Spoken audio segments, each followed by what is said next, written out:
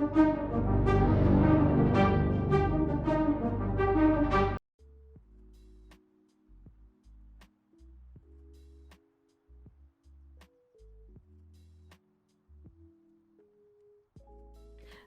hello everyone, and how are people doing today? So it is actually a genuinely lovely Friday here in the UK. We've got some nice sunny and warm weather, and we are hoping that that is going to continue through to Monday, which is a bank holiday for us. And that may mean a nice long stream on Monday rather than my standard 2-hour one in the evening. So I did prepare ahead of time, so we have loaded in to Newtonshire, and I've also loaded into the first of the households, so we can actually go through and do that perfectly fine. But first off, I think I will just go to the 2 households that are first in the rotation and just make sure that we have the time calculator. I can't quite remember what it's called, but this thing, and make sure that we have this installed. Okay, so we want to install that, and it is day 11 for you, so there we go. Then we can see here list, and this just basically makes sure that we can get the or ensure that we have everyone on a schedule. And if I can't quite remember where we are, we can just have a quick look at that, and if anyone is suddenly 3 or 4 days behind, we can use that to notify us. So we shall head into the Huffman family, which is our first one of the rotation for this stream. So last time we had Eric here grow up to be a teenager and Ria here grow up to be a child.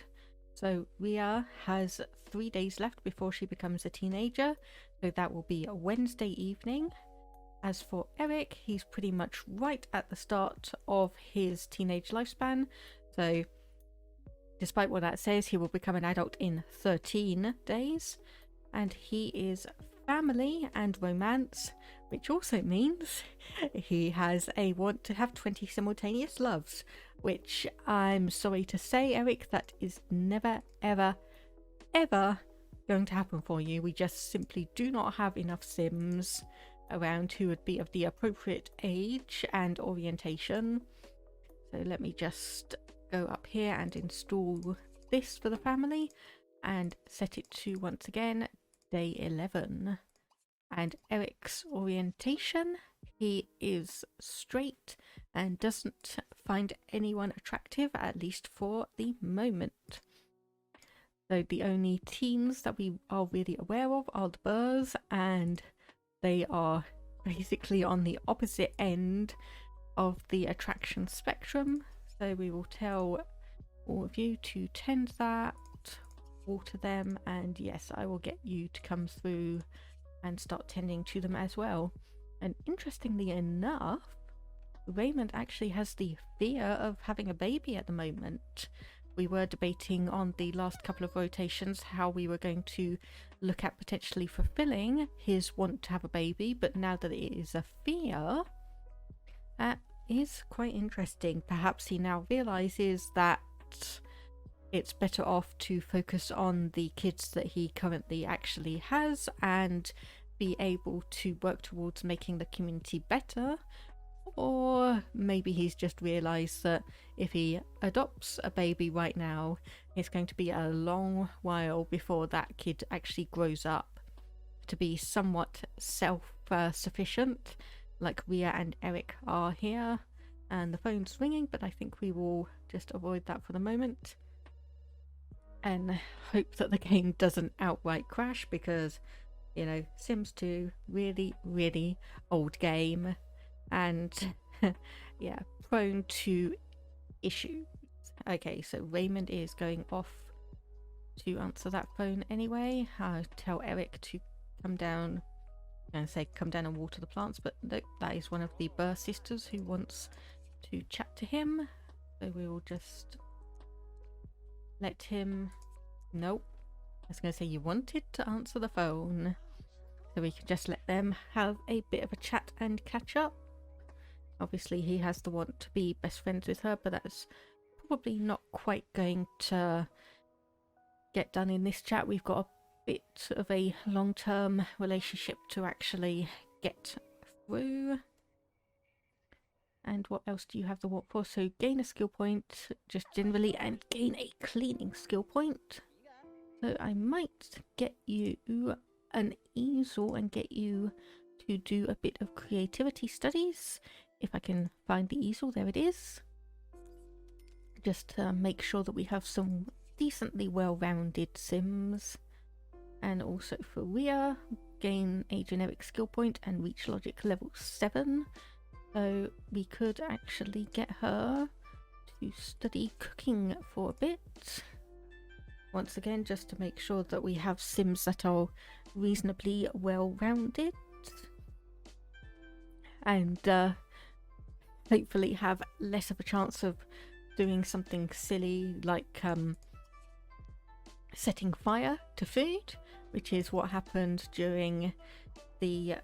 I'm not sure if it was the previous rotation or the rotation before that, but Raymond here managed to set fire to whatever food he was making, and because we don't have a firefighter, or basically we don't have the facilities for either calling up the firefighters or calling up police, they had to kind of deal with that on their own. So anyway, we will put all the chicken eggs into Eric's inventory. Rhea has gained that first point on cooking skill, and now she wants to gain a point of cleaning, so we will do that. No problem, and we will get you to stock the fridge. You want a generic gain a skill point want, which we could set you up for a bit of charisma. So if I do that and get ourselves a mirror that we can put in your bedroom, like that. Okay, and you are stuffing your face, which probably means that you should actually get to making some food and set you back to stocking with all these eggs that we have. Looks good. And yeah, send you back over to do a bit more painting. And I know it's or a bit biased, but I'm slightly worried Raymond cooking because of the fact that he did set fire to a meal, so it's just being a bit cautious around that. Aria's gained that point of cleaning and she wants to gain another one. Okay, so I think let's just check what her school grade is, a B minus. Okay, so we will bump that up to a B, seeing as she has been inclined to do a bit of skilling. Let's see, you want to buy a florist's bench and a tent. Well, that could be interesting. Anyway, let's bump you up a tiny bit, seeing as you have rolled a want to do a few skilling points, reach cleaning level 4, and how much is that florist's bench? I cannot remember, and I cannot quite remember where it is because it has been a while. Okay, there it is. 1,000 simoleons, and we have 632, so not quite enough to do that, but we'll keep that in mind, and if he holds the want, then we might consider buying it. So the question would be, how do we actually headcanon, for lack of a better word, him getting the flowers and putting them into bouquets and assortments, and also would he be selling it straight from here, or would we be handing it over to Richard Nolan to sell and getting a slice of the profits back? That is just all things we probably want to be considering for this. Yep, so yep, you are putting that back, and we will set you to study cleaning a bit more, as well as you. Now, generally I have no issues with just letting Sims run on free will, but if they want to gain skills in something, or like here there were a few bits that we need to actually clean up, then I will send them through either manually or like with macrotastics, which just enables you to click and select an option and they will automatically go and do that until there's nothing left to do on the lot. So like here we've got Raymond cleaning the bathroom, the hob and sink in the kitchen, and he's probably going to make the beds, but after that we are going to be told, well, internally in the game's code, that there is nothing that needs cleaning up, so he will just fade out of that like so. Hey, I thought I saw you gain level 4 in cleaning, but apparently not, but you are almost there. And Ria is just storming ahead with all that skilling, so I may still roll 2 dice for her, but I think I'm probably going to be inclined to put her towards, not sure if primary or secondary knowledge. We'll just have to see what the dice give her. And then obviously grow up well and meet someone new. Well, there's not too many people new in the neighbourhood, but unfortunately that's not really going to be possible. You probably need a bit of food before you head to bed. We will lock that one to gain level 5 of cleaning. It'd be good if you didn't drop the book right in front of the fridge, so be good if you didn't do that. So anyway, hunger meter fulfilled, and probably send everyone off to bed. So while we are doing that, obviously I've already said hello to you, Lion Shark, but I think I will say it officially in the stream. How are you doing today? And you got anything interesting planned for your Friday/weekend? Obviously for myself, doing a bit of streaming, and I'm probably going to try and get some time in to do a bit of writing, because I've been bitten by the Mass Effect writing bug again, and I'm wanting to write a few stories about my main shepherd from the games, which is going to be quite a long endeavour from the looks of it. I have got a lot of things that need to be said. So Eric has now rolled the want to have a first kiss. Unfortunately, I don't think we really have any appropriate sims for him, so that might have to wait a bit. As for Raymond, okay, let's go for scrambled eggs with bacon for breakfast. Just to give, once again, something a bit more of interest, and send Ria out to tend all those tomato plants that we have. So hopefully we will be able to send Richard some more tomatoes before the end of this rotation. And we will also probably need to consider how we are going to manage to get Eric a potential romantic/spousal interest.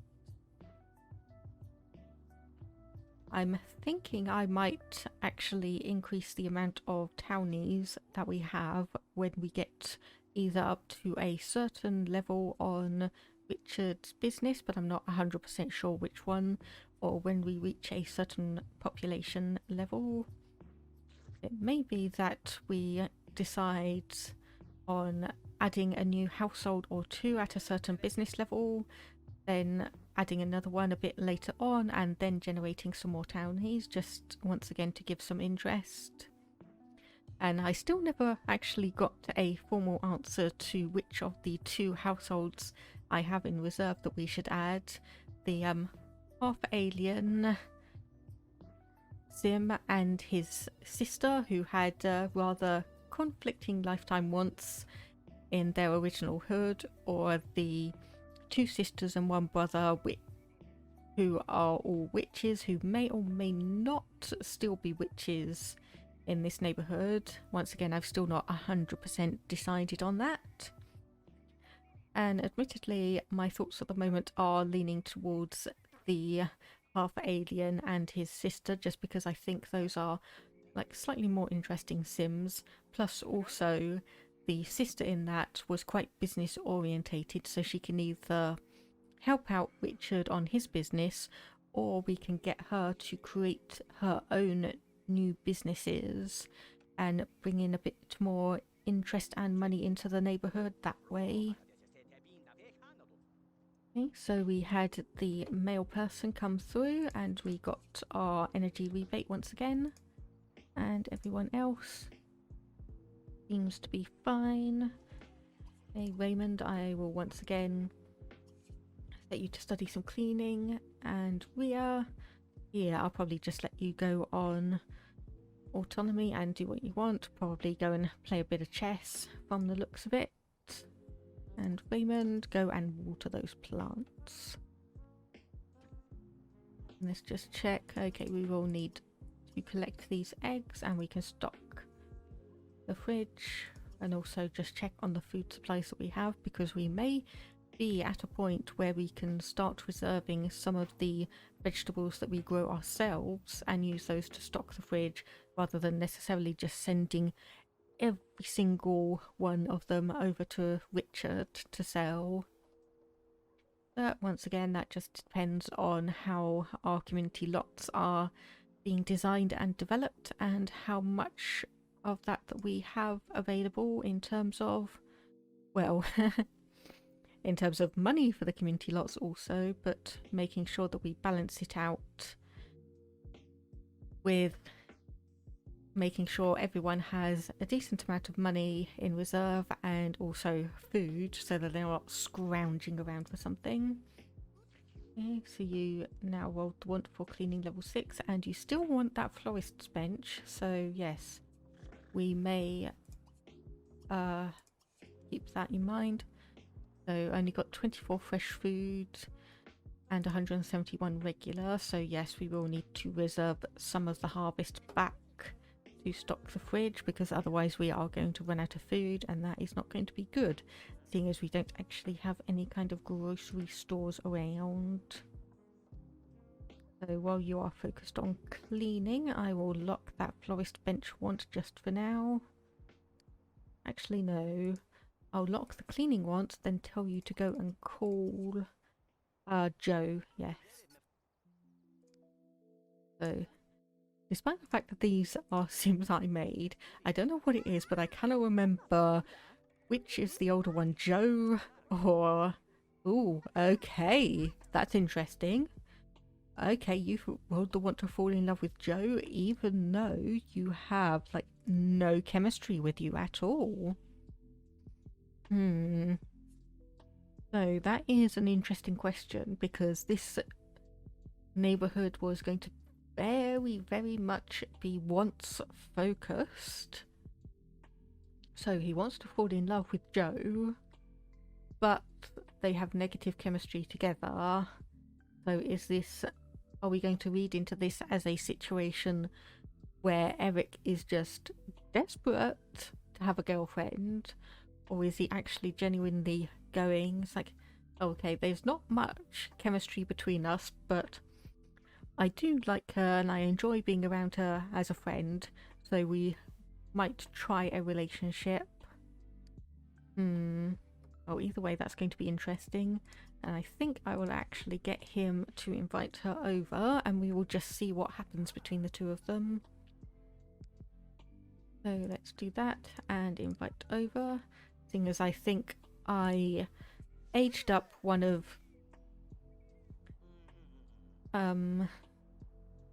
gosh, I'm trying to remember. I really need to make myself some notes. So anyway, I aged someone up and they suddenly had an interest in someone who was not the sim I was intending. But anyway, I think we will once again leave this on autonomy and just see what happens between the two of them. So let's just have a look. Do we have casual? Okay, no options like that. And what we do want to do is just briefly check ACR, show token stats. Still says he doesn't have the hots for anyone just yet. And also we probably want to sim settings.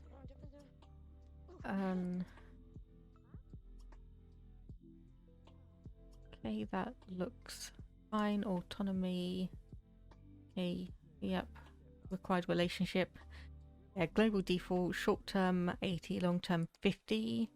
That's quite a high level, but Joe has reached that.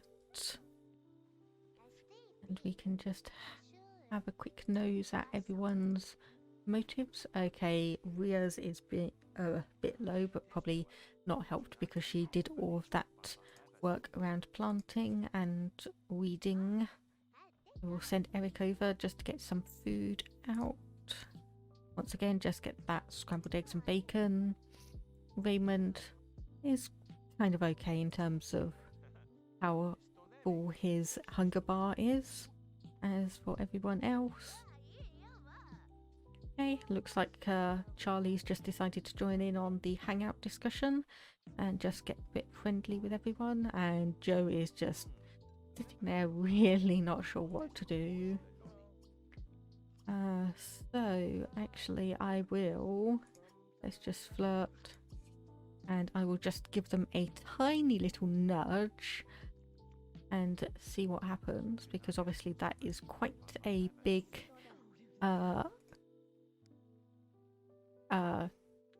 aspiration and influence level.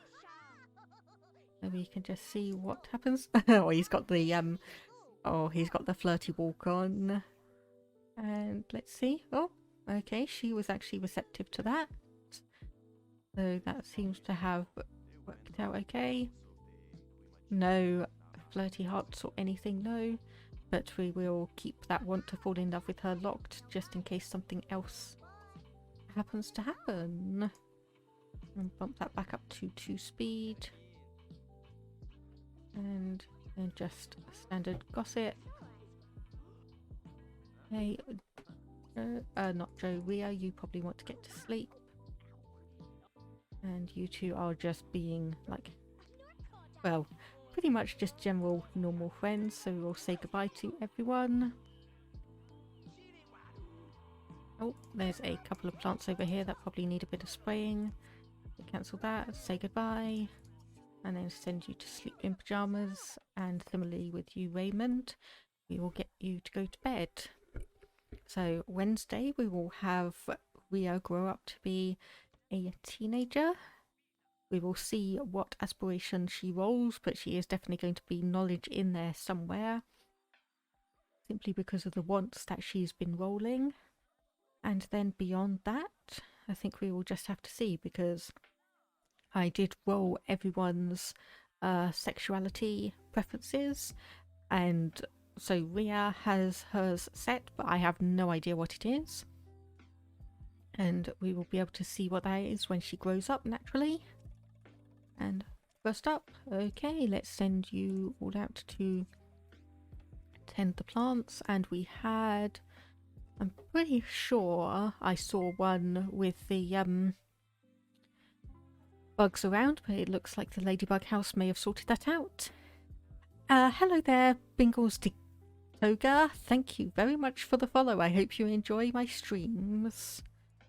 Okay, so Raymond probably needs a bit to eat, and we can set that up without too much issue. Once again, scrambled eggs and bacon, recycle the old newspaper that we no longer want, and make sure that these plants get a bit of a top up with water. Ah, there we go. I thought there were some plants that had some infestations on them. Okay, so this should, however, progress pretty nicely, and I'm keeping my fingers crossed that we will get an influx of tomatoes before the end of rotation. Maybe cutting it slightly close, but we can still hope. So Raymond, you don't really have anything too much of interest. Eric, yeah, want to fall in love with Joe, have your first kiss, be rejected for your first kiss. And Ria, just your standard, like, gain logic and grow up well. So the grow up well should be accomplished with no issue. And we will get you to call over Joe once again. Right, I'm trying to think, it's like, I'm not reading Eric as desperate in terms of wanting romance. It's just kind of more, I think I would say, just general teenage hormones. And Joe is the closest sim that he knows of the appropriate age and orientation, so that is who he has decided to set his sights on. So we have Richard Nolan from the house next door right here, Duncan Portillo, who is our city mayor, and of course Joe Burr, the actual person that we invited over. Regardless of that, let's greet everyone. Okay, actually no, Duncan was just walking by. So once again, we'll just leave them to run autonomously. Raymond, however, I will get you to spray some of those plants, and then we'll just see what Eric and Joe get up to themselves.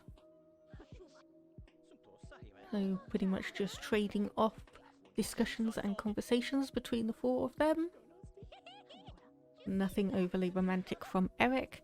A dirty joke that landed very, very badly. And then this discussion with the younger sister. Oh. Okay, yes, I definitely think I am going to have to encourage you a little bit if you want to romance. Okay, there's a bit of flirting going on. Still not enough to get that pink crush hearts up. So this may be excessively difficult because I've never actually tried to set up two Sims who have negative chemistry with each other. Yeah, this may be a slightly impossible task, but we are focused on once first. So we will just need to basically follow that logic and see where everything ends up.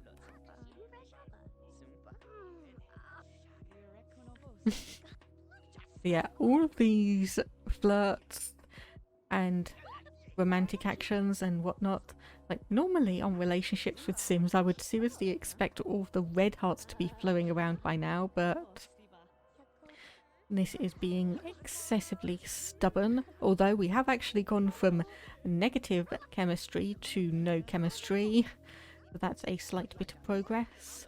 And does Raymond actually have...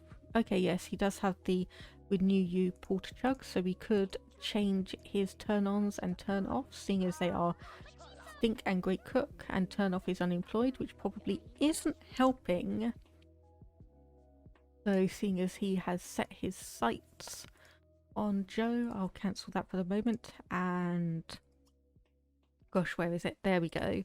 I cannot remember the last time I actually used this. But anyway, let's go for all of this. So turn-ons, we obviously want it to be blonde hair. And let's just see. Do we keep it as Great Cook? I think so. And turn off. Let's just see. You know what, I'll just go for beards. So blonde hair, which she does have. Great Cook, can't quite remember on that. And turn off beards.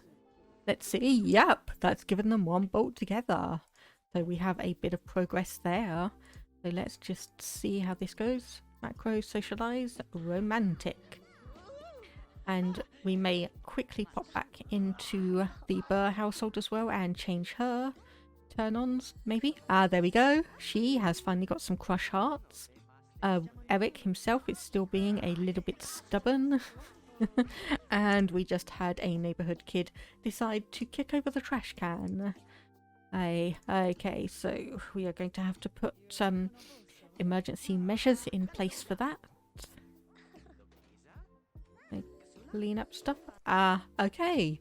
Right, so Joe has fallen in love with Eric, but Eric himself is the one being stubborn. So if we get Raymond just to move away from the trash can for now. And I'm going to find the fences. There we go. And we just basically want move objects on, and we can build ourselves a little barrier around that trash can. And then move objects back off. And that means that everyone will not be able to kick over the trash can, but it will still be accessible in terms of actually putting rubbish in there. Okay, so yes, this is taking absolutely forever. Let's go kiss, first kiss, and see. Hopefully he doesn't get rejected, because that would be quite a negative mood buff to him. Oh, there we go. Perfectly fine and accepted. Still no crush hearts, and apparently all of the windows seem to be open. But this is summer, so we can leave that. If it's anything like here in the UK, we definitely need those windows open. So go back. Where is it? Macro and socialize romantic once again. Have a quick check over of motives. And we are, well, okay, I'll let you take a nap for a brief bit. You will be going or aging up into teen in a moment, and I should probably actually pause and get my randomizer dice up just so we have that ready. Okay, and she has rolled a double 6, which is popularity, but as I said, she has been rolling up once for to learn skills for quite a bit, so she will probably be, I think, if we go for her primary popularity and secondary knowledge. Okay, so apparently I didn't quite wake her up early enough, but she will still grow up at 7 PM, which is in a couple of in-game minutes. Nope, maybe not.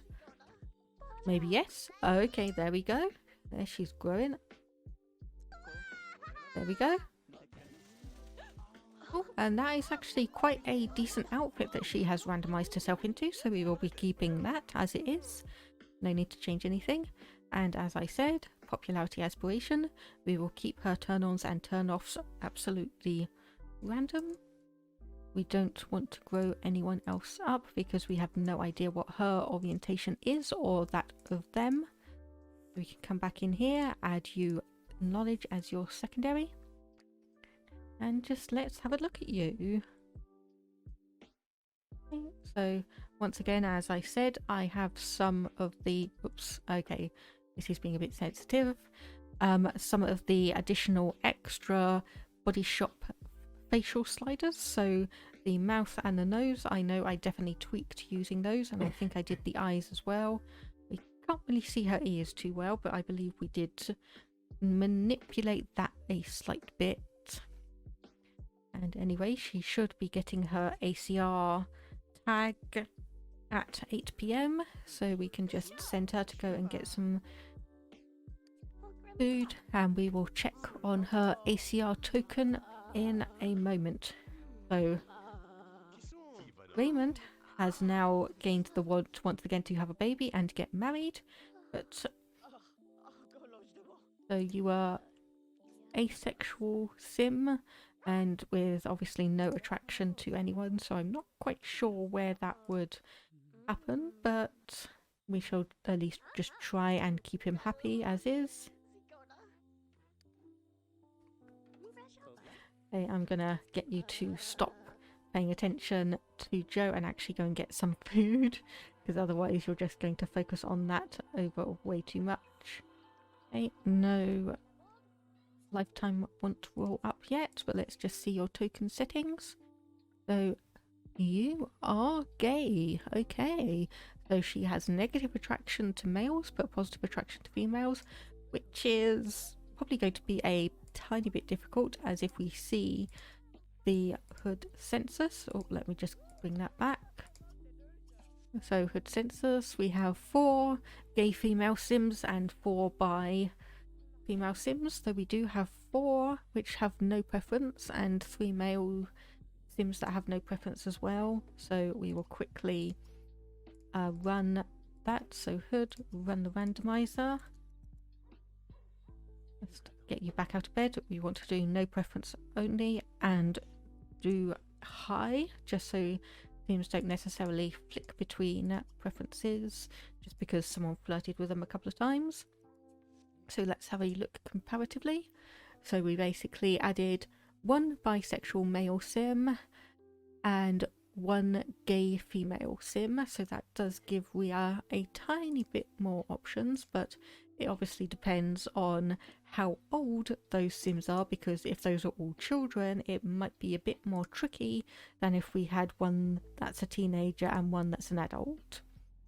It does, however, mean that she has like pretty much as few options as Eric has at the moment, as far as we are able to tell. I say, Raymond, stop stuffing your face and actually get a proper meal out. And let's just have a look at everyone else's motives. Okay, Eric probably wants a bit of food when he's finished unclogging the toilet and having a shower. And I forget how much Raymond actually burps when he eats, because floppy sims, you gotta love them. So anyway, regardless, let's just see. Yep, everything seems to be alright with that. We're going to need to spray some more of the tomatoes in the morning. So you can eat that, put the leftovers away and sleep in pyjamas. And what are we going to do with you, Eric? Because you obviously, actually, we quickly go over to the Burr household. We naturally want to save.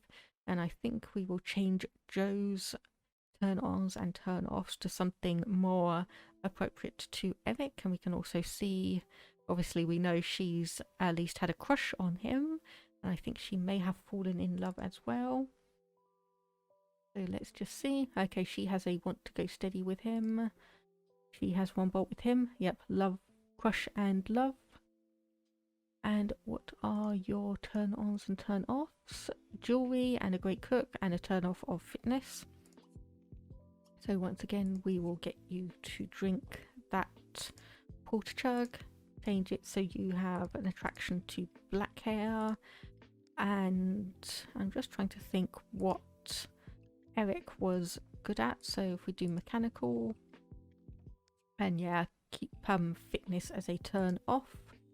So you're gonna drink that down, change your attraction options with some very weird sounding things, and unfortunately still only one bolt, but I will lock that want to go steady with him, and we'll see if that changes anything for Eric himself. So come on, game, back over. Yes, we want to just quickly save so we can manage that.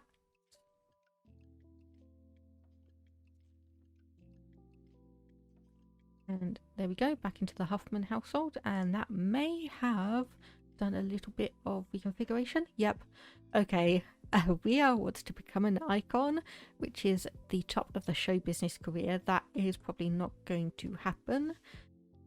That is probably far and away the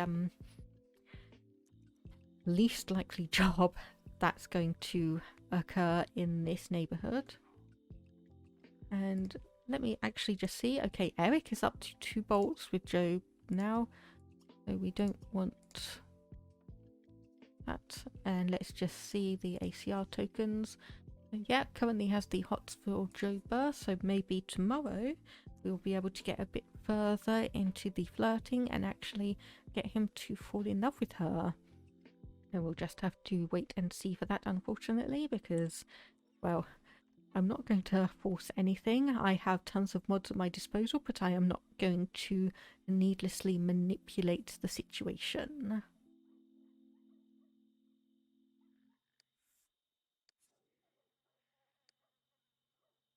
So everyone's mood and motives look good. Get Ria to use the bathroom, and probably get you to spray Minnie. And Raymond, when he's finished with the shower, probably tend Minnie. And then once that is all done, we probably want to invite Joe over. And okay, that's crackling on the music that I'm playing in the background. I was trying to figure out what on earth that was. Okay, actually, you know what? I'm going to delete that because I do not appreciate that crackling sound, and we'll just go on to the next song. Okay, so basically when Eric's finished with that, we'll have him call over Joe.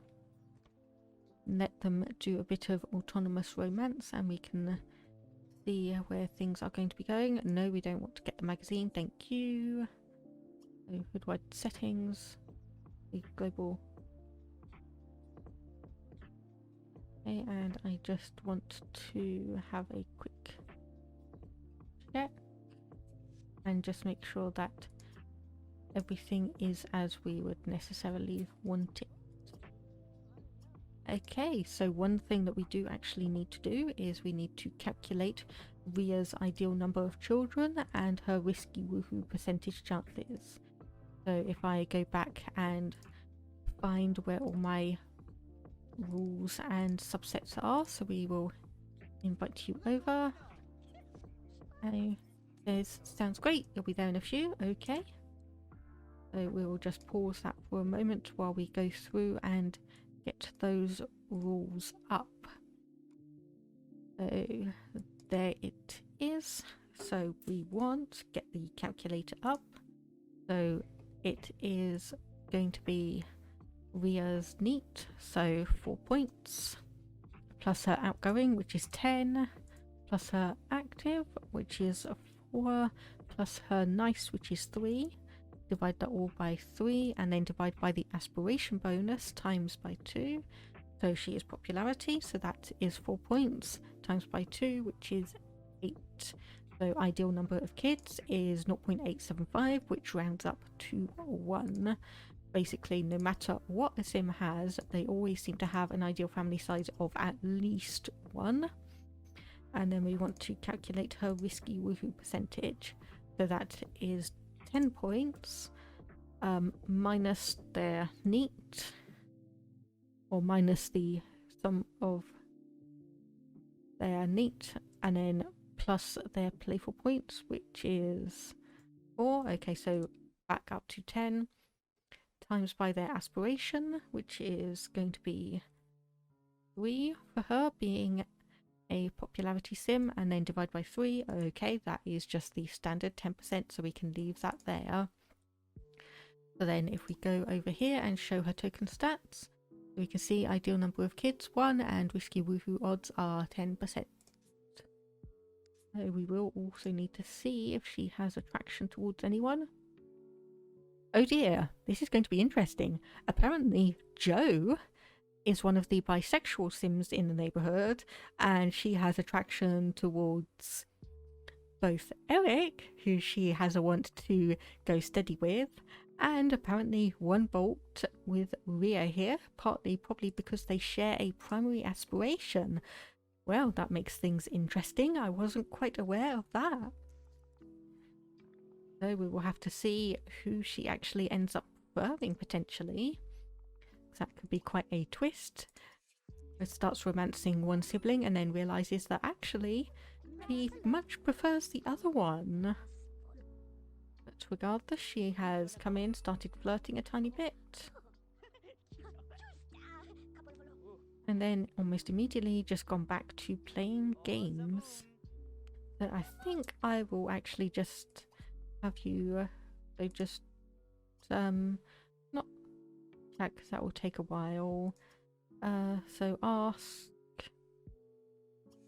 yeah, you know what, just do a simple ask what are your skills, because we know what they are.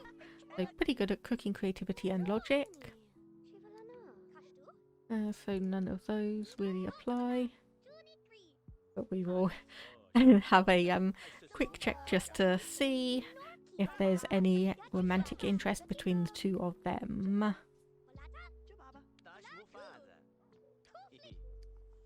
So, yes, this could be a quite ironic is the wrong word, but yes, if I try and set one or someone up with one sibling and then they fall for the other one,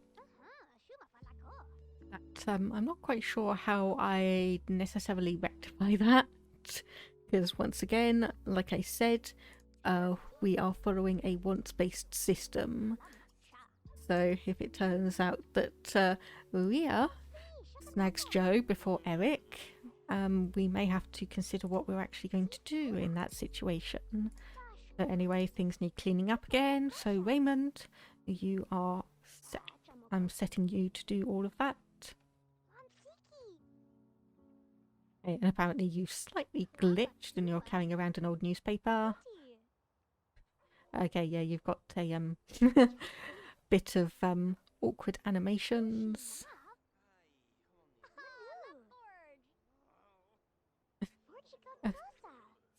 Oh, yes, I was going to say, if you move out the way, so macro clean. And also, we are actually almost at the end of the rotation. So how is... Okay, you've actually gotten a pretty high short-term relationship interest there. Probably still not quite high enough to do any autonomous romance actions. So get some food out. And okay, unfortunately, loads and loads of tomato plants that need spraying, but no actual tomatoes already on them. That's slightly disappointing. That's taken longer to get the next harvest through than I would have necessarily liked. But we can always just keep an eye on it in the last few hours at this household.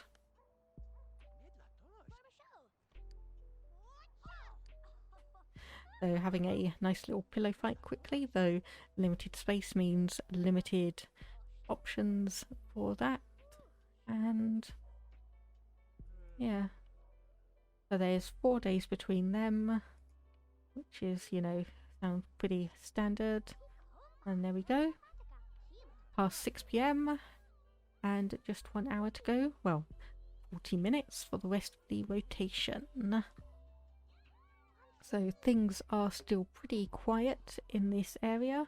I might actually be tempted just to very quickly, I think, yes, if we very quickly do a bit of cheating, and that crystal ball I think is actually under miscellaneous items. Yes, there it is. So we can quickly just have a very quick peek. So settings, ages, ignore elders and ignore adults. So if we just have a very brief look, who is on your top 5 list, and then we will just sell it. Okay, so Joe, Melba Monroe and Tracy Page, who is actually right here. So we actually go over and greet you, seeing as you are an appropriate teenager anyway. And we will do the same here. Who is on your top 5 list? So Darlene, Joe, and Melba Monroe again. So I guess Melba is bisexual. Darlene might be gay, and obviously we know Joe is bisexual herself. So we will just come in and quickly sell that back for the full amount of money. Get Eric just to greet this sim. Have a quick peek at attraction 2 bolts with her apparently. And then we will save here and head over to the Nolan household, which is going to be slightly chaotic. So before we do that, I'm going to get up, have a stretch, get a drink, get a snack. And it will probably be beneficial for people to make sure you get up and do that as well. And I will be back probably in about 5 minutes. So see you in a moment.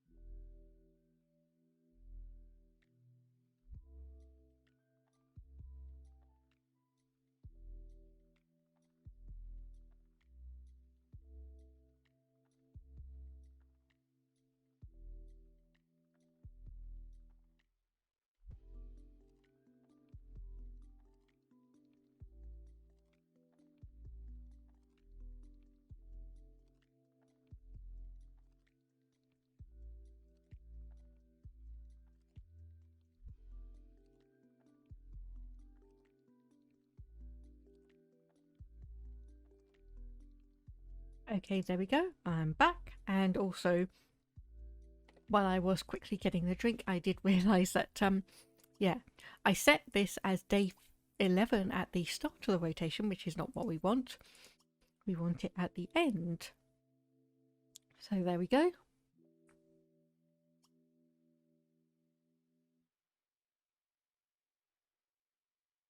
That is all done. So today's 11th, Friday 12th. Okay, set event day +3. Okay, nope, that we don't want that because that is an event in the Huffman household, which we don't want. We want to do that for the Portillo household when we go through to them. So head over to the Nolan household. Yep, and we want to save. Yep. And we can see at least the start of a little bit of chaos here, as the Nolan family indeed ended up having 3 kids, and they are not 3 one after the other or a singleton and twins. Nope, they had triplets. And I think loading in Richard's face is kind of how I feel, at least for the time being. So we put down some food and whatnot for them, and unfortunately we do have yeah, quite a few needs and wants that we want to actually accomplish, and this lot doesn't even have the time, what's it called, I'm going to see it in a minute because we're obviously going to get it, the lot synchronization timer. So install for the family, so this should be day 7 I think, but we can have a look and we can obviously reconfigure that at the end of the rotation if it is not quite correct. So you just want to gain a skill point, meet someone new and talk. You specifically want to teach Marcia to talk, who is the one that you are currently potty training, and at the moment you are playing peekaboo with her. So if we actually do something a bit more constructive and get you to teach her to talk a little bit, then it can get you to use the bathroom because you desperately need to do that. And yes, these things here are little like toddler food bowls from Sun and Moon, and they are probably going to be a sanity saver, at least for a moment. And let's see, that is definitely going to be a sanity saver for me. Like, I don't care about any of the kids or sanity of the parents. No, that's going to be a sanity saver for me. So anyway, we will put a couple more of these down because I think there will never be a time where we don't need that.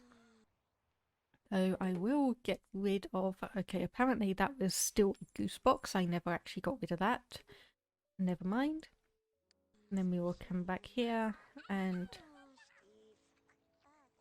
just double check that everyone seems to be doing okay mood and motive wise, which the answer is we will manage somehow. So I don't know why you are just sitting around, because you do have plenty of toys around and available. So probably get you to stop teaching her how to talk and fulfill your own motives. And we'll come over here and get you to teach Marcia how to talk.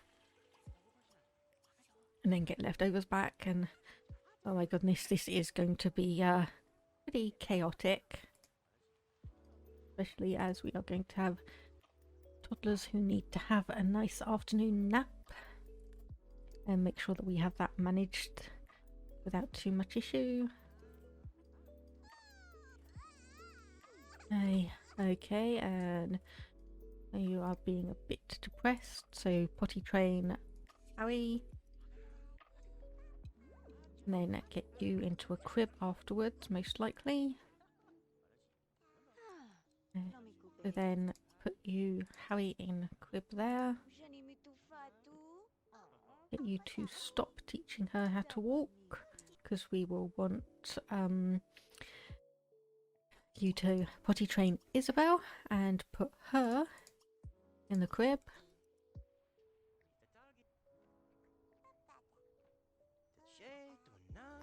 Oh yes, this is very much a situation where you need to have like almost a conveyor belt of things so you know what to do. You can do that, and then we will grab Marcia, get you to potty train her and put her in the crib, and then the parents can focus on their moods for a tiny bit. I just hope that doesn't include going over to the bed, woohooing, and having another accidental pregnancy, because I think I will just start stressing out over that, you know, just ever so slightly. So everyone's in their cribs, and we'll obviously just need to keep an eye on Harry, because if he wakes up early and starts screaming, everyone else in the room is also going to wake up prematurely, which is not what we really necessarily want to happen. Okay, so he should have enough of a boost to his energy so we can get him out and start teaching him how to talk once again. So there we go. Wake him up before he wakes up any of his siblings.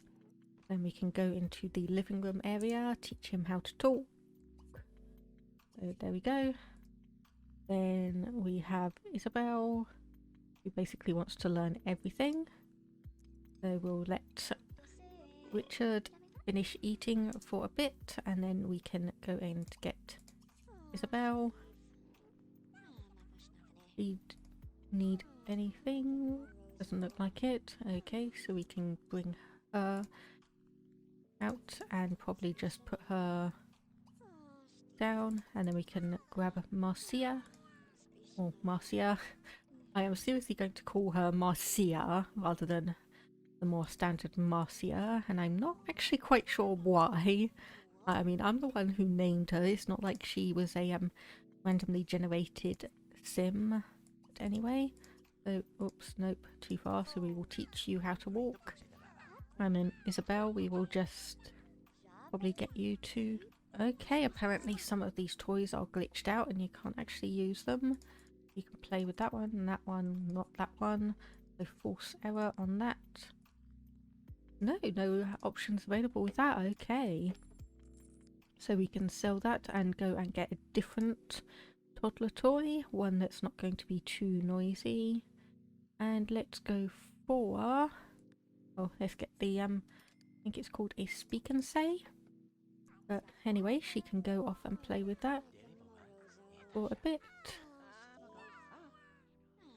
And just naturally keep an eye on how everyone's motives are doing.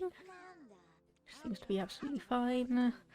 And they are going to be growing up on Wednesday, so we will have 3 children at the end of the rotation, but of course we are still going to have to manage 3 toddlers until then. So, Marcia seems to be doing fine. Isabel wants to learn how to learn how to use the potty, and obviously we have Tiffany here whose motives have gone down low enough that she needs to take a bit of a break. Okay, that's fine. We will just get you to serve some hamburgers for dinner, and every kid is being a bit depressed. Okay, you want to play, so we just play tickle. That should get your mood up a tiny bit, like that. Okay. And what else? Okay, you want to be played by your mum and your mum. No, we don't want to click on the household previously. And you want to play with your dad as well. And I just saw your little, I just saw your little plum bob around. So anyway, play tickle. Okay, so that should improve your moods a tiny bit. And back to Marcia here. And I think I will actually tell you, get bottle 4, no, start with Marcia, then Isabel, and then Harry. They're kind of in reverse order. But everyone is basically having dinner now, so that should be good. Yes, just put the bottle down. And unfortunately, toddlers swarming through the doors. So get bottle, no, not juggle bottles. We want to get bottle for Harry. Actually, probably not. We want to potty train Marcia. This is what I'm talking about when it comes down to toddlers. It is just absolutely frantic with triplets. Okay, that is Isabel. So you can potty train her. And of course I don't have any of the smart milk either. So we are doing this pretty much the old-fashioned way, where we're just hoping that everyone manages to learn at least one skill before they become a child. Or at least in my game, historically, I have had the smart milk stick, where everyone, if they are given smart milk, they just have that stick throughout their entire lifetime, which is interesting when it happens in a regular herd, not so much when it's in a more standard herd, when you're actually wanting to mitigate who ends up being a genius and who isn't. Nope, we do not have the time or capacity to talk, I am sorry. Okay, so we want to put Harry in the crib as his energy is going down pretty quickly.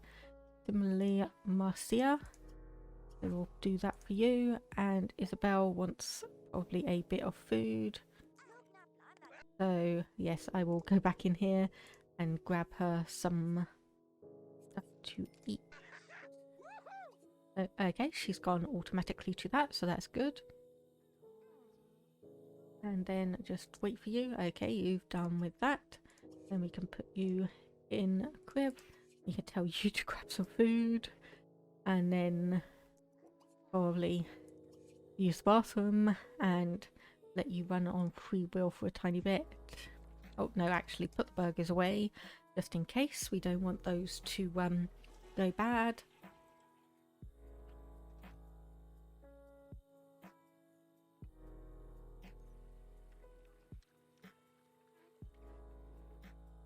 Oof.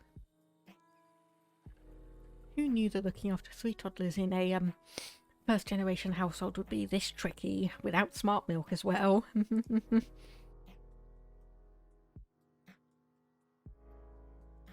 Oof. It feels almost as stressful as actual real life stuff at the moment. But anyway, I do have a mod in, so that means the toddlers will sleep all the way until morning. Which is one thing that in a pre-modded game just frustrated me to no end. Obviously, like, okay, and you are woohooing on the sofa, so we should actually have the hood wide settings, global switches. So yes, try for baby dialogues are enabled, so we will actually see if this is more of a just random. Oh dear. Okay, I was going to say whether this is a try for baby thing or if it's just going to be a random woohoo thing, but no, it is a trying for baby. So unfortunately, despite like the aspiration adjustment being 0 and then the kids adjustment in ideal family being minus numbers adding up to 100, there is always a tiny chance that a sim will roll under 5 and naturally move on to the next stage, which is checking against their fertility percentages. And also, even if they fail the try for baby first dialogue, there is still the option that their risky percentage will kick in and they will get pregnant from that. So it does make things somewhat interesting in terms of whether, when and how many kids a sim family has, because most of it you can control but not all of it. Anyway, let's just check on motives for here. Okay, so Isabel has the lowest bladder, so we want to potty train you first. And then between Marcia, okay, Marcia next. And then Harry last, seeing as his bladder is higher than everyone else's, so we can just quickly let him wait for a bit, because he obviously will be able to. And then we will set you to potty train Harry, because you will need some food. So serve breakfast pancakes. Okay, and apparently you have a really bad mood because you need to have a bath, as will you in a moment, and probably as will you. Gosh. Okay, so anyway, bathe Isabel. Oof. Okay, yes, I forget how much chaos toddlers can be. Even in a modded game, they are quite a lot of work to manage. Okay, we will let you have some breakfast and then probably get you to go and potty train Harry, and hopefully that's not too late. Okay, Marcia is absolutely fine. Okay, potty train Harry, please be quick. And then how is Isabel doing? Okay, her bladder is very low. So if we get you to come over here very, very quickly. Okay, we managed to get it in time. Good. Good. Okay, so her bladder is going up. That is nice to see, and similarly here. No, I don't. That's one thing about having clickable neighbours on, is that sometimes you do accidentally click on them when you don't intend to. So anyway, I will tell you to come over here and grab some food. And you probably want to grab some extra as well and then put that away. And then Richard will go and try and teach Marcia how to walk. Yeah, I will be very surprised if the toddlers actually learn anything other than just being potty trained. And you want to be played with by Tiffany, so play Tickle, seeing as that is just the quickest and easiest option. Like that. And let's see, okay, you will want to play with your dad now, but we will teach you how to talk, and hopefully we'll be able to get some progress towards that, seeing as we are halfway through. So hopefully that will pop up and people will be a little less depressed and demotivated. And now Tiffany here, if I recall, she didn't roll herself a secondary, so none of these toddlers have any points to put in to alleviate some of the motive decay that occurs. Apparently Harry needs a bit of a bath. Okay, so give that to him, and apparently I told Richard to go and teach Marcia how to talk rather than actually, you know, how to walk, which she was halfway towards doing.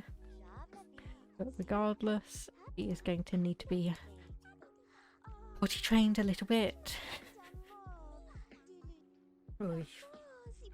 Yeah, so this is part of the reason why I actually modify the triplets and quads odds down so much, because as you can see, even with lowered odds, there is still a decent chance for Sims to have multiples, and it can be just really stressful, just as is. Okay, so you probably want some food, so get a bottle for Harry. Potty train Marcia. Okay, I meant to do that first. I meant to do that second, rather. So those two are doing pretty okay in terms of actually getting their, or learning how to use the toddler potty. So we will just get everyone a bottle as they are. No, not the next. And I think I will set you go and use the bathroom while we've got a bit of spare time while everyone's busy eating.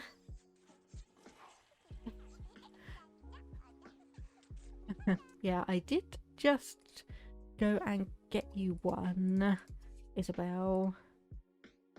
Okay, so that bottle is empty. So put Harry in the crib. And then we want, yeah, Marcia. And then we want Isabel. And the phone's ringing. We have no time for that.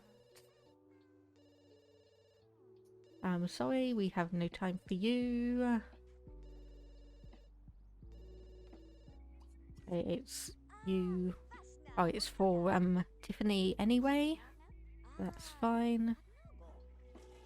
Fun motive is getting a bit low for both of you, but we will mitigate that and manage that in a moment. Especially if Tiffany goes across to start playing some chess, which she has.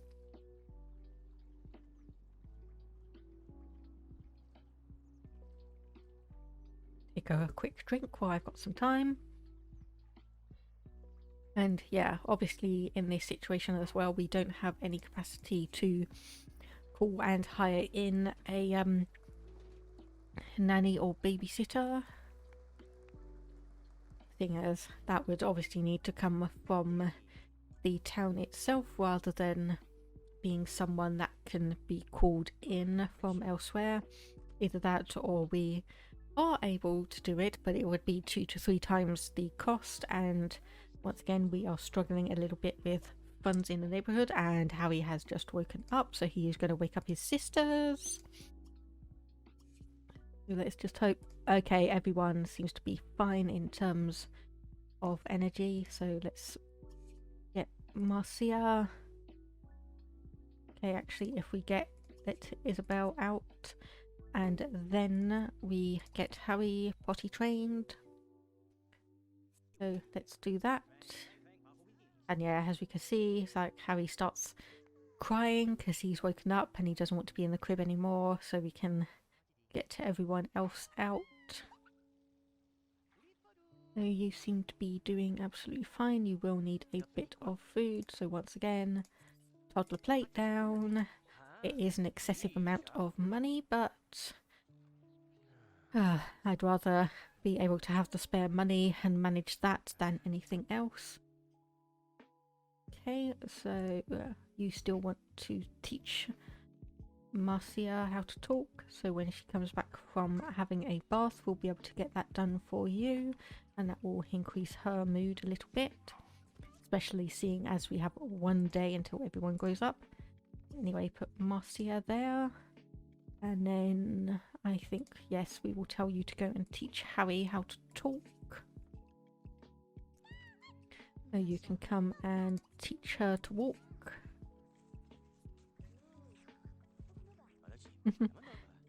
Alright, so let's just have a look. Okay, Harry was already halfway towards learning how to talk anyway. Marcia is about 1/3 of the way learning to walk, but she looks to be doing well. And then we have Isabel, who obviously probably... Has she not... So did she not eat that, or... Okay, no, she didn't eat that because it is slightly obscured, so we'll put that there and get you to eat. And then, yep, okay, there we go. Harry has learned how to talk. So he's got all his other motives re-rolling. And then we can get Isabel, teach her how to use the toilet in a moment. Okay, so there we go. Potty train Isabel. So everyone has learnt at least one toddler skill, which looks good, which means that they will all, with Marcia in a moment, have 2 points that they can use for aspiration benefits. Okay, so Isabel needs a bit of food, so we will get that for her, and also Harry, does he need some? Yes, he does. And then Marcia, once she's learnt to walk, we will get Richard to take her to the potty and learn that. Then we can put everyone back in the cribs and have a bit of peace and quiet until the morning. Oh, because goodness, I always forget how tricky multiple toddlers can be. Okay, so yes, that has done well. So we can go here, potty train Marcia, and then put in crib Isabel. Harry is going to be drinking that bottle, so we will just wait for him to finish that. And then put in crib. There we go. So Marcia here. I'm hoping in the morning, when they all need to use the potty, they will finalise their training. So there we go. It's 9:45 p.m. and everyone is just getting settled into bed.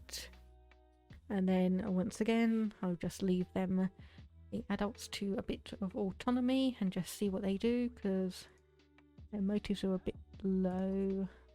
Okay, so right, I was going to say I thought they were going to go and woohoo on the sofa again, but apparently not. So I'll send Tiffany out to get some leftovers and eat that. Okay, there is just one burger that needs to probably go back in. And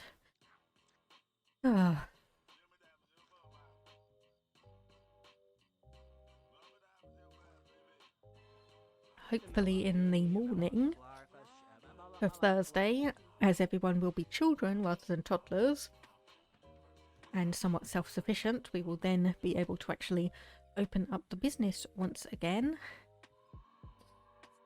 Yeah, but for now, yes, you probably all need to get into bed and be ready for the morning and the chaos that comes. Of course, speaking of that, a wolf howl from the movie. Actually, I think if we go in here, not that one, the music, voices, sound effects. The thing is, I'm not quite sure which one it would actually necessarily be under, so I think we'll just leave it for the moment. It shouldn't be that loud. And then we can just make sure that everyone... Okay, everyone is obviously going to need to be taken. So potty train Harry, potty train Isabel. Marcia is going to have to wait a bit, but I think she has the or equal bladder motive or bladder need with her sister, so she can wait for a moment. But hopefully. So there we go. And Marcia. Someone's just learnt how to use the potty. That was Isabel. Harry, not quite from the looks of it. So everyone should just have one. So yep. Isabel needs to learn how to walk rather. Marcia needs to learn how to talk. And Harry needs to learn how to walk. So once again, if we just let you... okay, you're already heading towards the bathroom. Okay, let's just have a look. Okay, she has learned how to use the potty as well, so that is excellent. 2 out of 3 kids done with that. And then you will need to learn how to talk. We will do that in a moment. When Richard gets out, we will get everyone food, and then we will probably actually get rid of these cribs as we won't need them overnight, and instead we will put down some toddler blankets for the meantime. So where are they? There's a floor blanket, baby floor blanket. Okay, so 3 of those, and then they will get removed when the kids grow up to be children, and we can put some beds in, naturally some bunk beds, as there's not enough space for 3 beds to fit in nicely this way. So what, like I said, what do we need? So we will just manage and maintain while we actually quickly pause. So you needed to learn how to talk and obviously learn how to use the potty. Okay, so yep, we can do that with you. And Richard, you are probably okay. You can teach Marcia how to talk. She has a tiny bit of progress towards that, so we can continue on. And I was going to say, I thought I told you to teach him how to walk. We might have just fallen out of queue. But regardless, okay, he is starting afresh, which is going to be like not aggravating. Okay, there is not as much space there, so if we get him to go there, and then we get you to go past him, and then from here we can teach you how to walk, and hopefully the corridor kind of area will be okay, so long as your sister doesn't get in the way. Come on, Isabel. Hey. I was about to do the same thing that I do with my cat when I want him to move, and kind of goes like, come on Isabel, scoot scoot, but no, she wouldn't actually understand that. And there's also the slight effect that my cat might hear it and wonder why I'm asking him to move when he's all nicely curled up in his little box. Which that was not a good thing for you to do, so if you go and get some leftovers. And then I get you... Are you still teaching him how to talk? Okay, that's fine. Walk rather. Well, you were, now you're not. So anyway, let's teach you how to walk. And come back down this way in the corridor. And then I think once you've had something to eat, Richard, you can go and teach Marcia how to talk.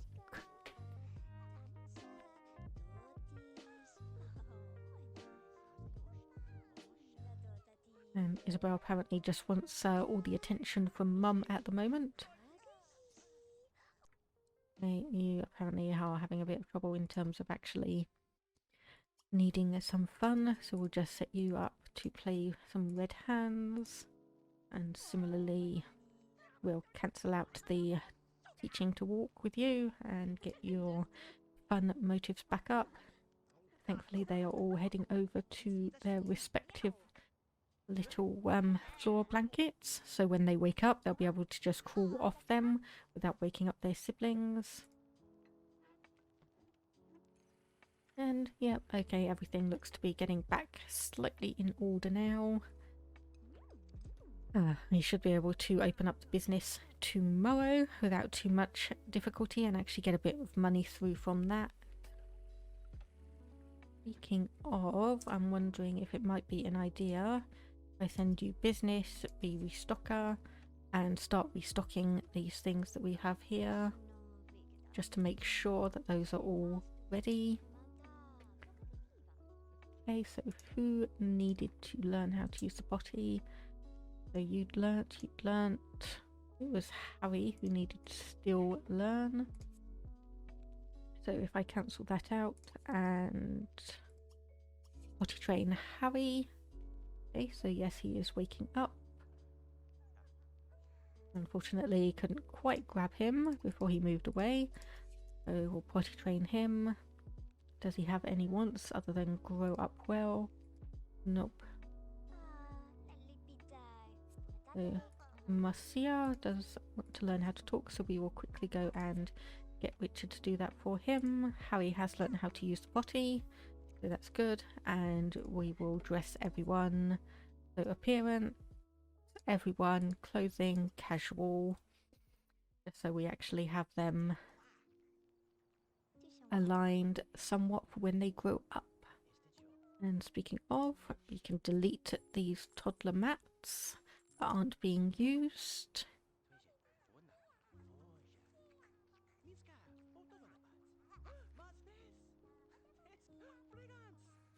We have about 2 hours left. That should be enough for Marcia to learn how to talk. Okay, and that is Isabel going off to use one of the toddler potties. Once again, we could probably get rid of one of those. And everyone else, yeah, Marcia needs to go and use the potty, which she is doing. Good. So grow up well, and grow up well. So that's gone nicely. We have managed to get through the toddler era without too much trouble.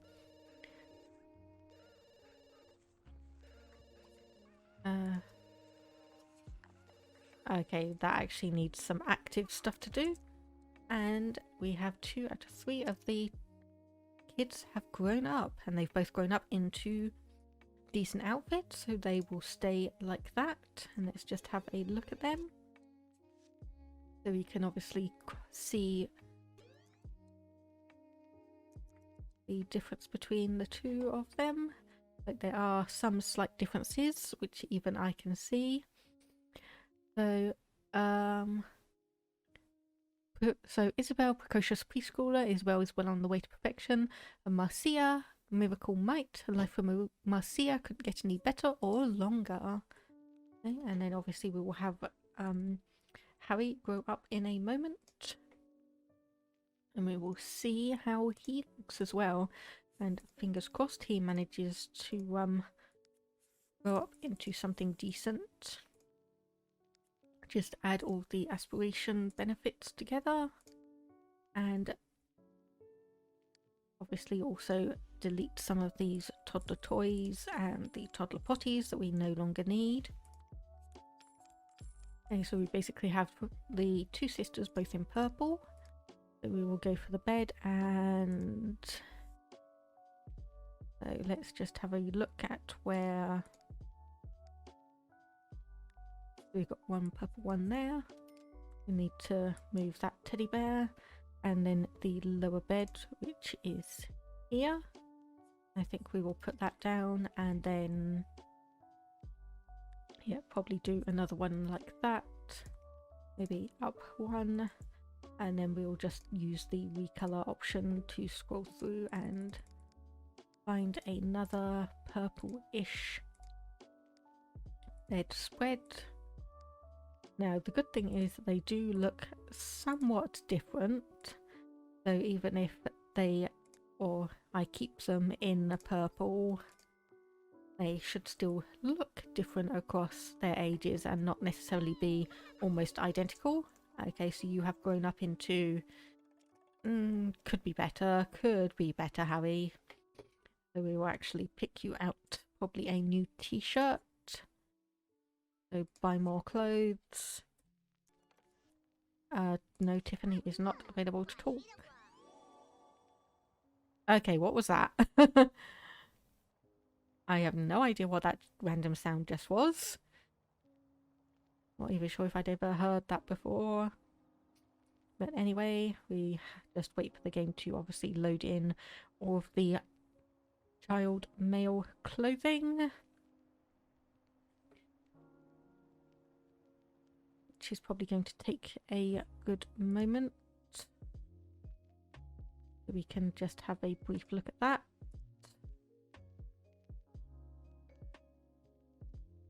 Okay, there we go. Right, so he grew up into a blue-ish shirt. So if we want to keep that, then we'll go for that one. Yep, there we go. So that looks a bit better. And we don't want to worry about any of the other outfits, as they should also be pretty much completely randomized. We don't need to worry about that. And this also does nicely give us a little preview of how he looks. And he actually looks like he doesn't have his dad's cheekbones. He looks like he's got his mum's, which is absolutely fair enough. Some nice genetic diversity is always appreciated. And blue, I think we will just go for that standard light blue one. So everyone pretty much grew up fine. Everyone has rolled a want to get a friend. So let's see, so buy a lemonade stand, buy a birdcage, buy a game, buy a lemonade stand, buy a telescope, buy electronic equipment, buy a lemonade stand, buy electronic equipment, buy a game. So all fairly interesting. They all want to buy either a game or an electronic system, and they also all want a lemonade stand, which I'm probably not going to fulfill because that is a bit not necessarily quite in keeping with what I want to be selling in this business. But what we can do So we should have, let me just see, I know I've got, or is it just under this standard one with the recolors? Yes, just this one. So we can have a little toy box. We've obviously got a couple of toy ovens that we can also have. Some toy bears, and where are the... Okay, so there's the doll's house, and there is the wood garage, which, if I recall correctly, builds up mechanical skill. Hello there. I'm sorry, I have no idea how to pronounce that name, but thank you very much for the follow. I hope you enjoy my streams. So anyway, we have everyone setting up for food, because there are at least a couple of people who are pretty hungry. And we can probably just let them run on autonomy for a bit, though we will need to change their school settings. That is under miscellaneous. There we go. And we just want to set this up so that none of the kids are going to be in school. Which I know sounds really, really strange, but we have... Oh, we basically have 3 children, or 3 child age sims and 3 teenage sims at the moment. So education wise is a bit interesting, as we don't have a full school system quite set up just yet. And I think once we actually get to the end of this rotation, I am going to go ahead and add in a new family. Okay, so everyone is at the standard C grade, as no one has rolled any kind of wants to... okay, you are going to the wrong bed, actually. Harry, nope, you want that bed. No, Marcia has that one, not you. Yes, I am being very, not pedantic, but picky about which beds that they are going to be using. Just because that is how I'm going to be, and apparently because you are obviously a fortune sim, you want to get everyone into private school, and you want to not only get everyone into private school, but you want your only son, or only your son, to get an A+ report card. I hope that's not a sign of favoritism coming through. So if we get you reading the story, and probably get you have a bit of food just before we send you off to bed, sleeping in pajamas, and similarly, yeah, okay, get you to put leftovers away and then go on to autonomous and just wait and see what you do. We're going and tuck in one of your daughters, is always nice. And then, yep, as I thought, you're going to go and woohoo on the bed. And fingers crossed, just please, if you get pregnant, please do not have multiples once again. I would very much appreciate it.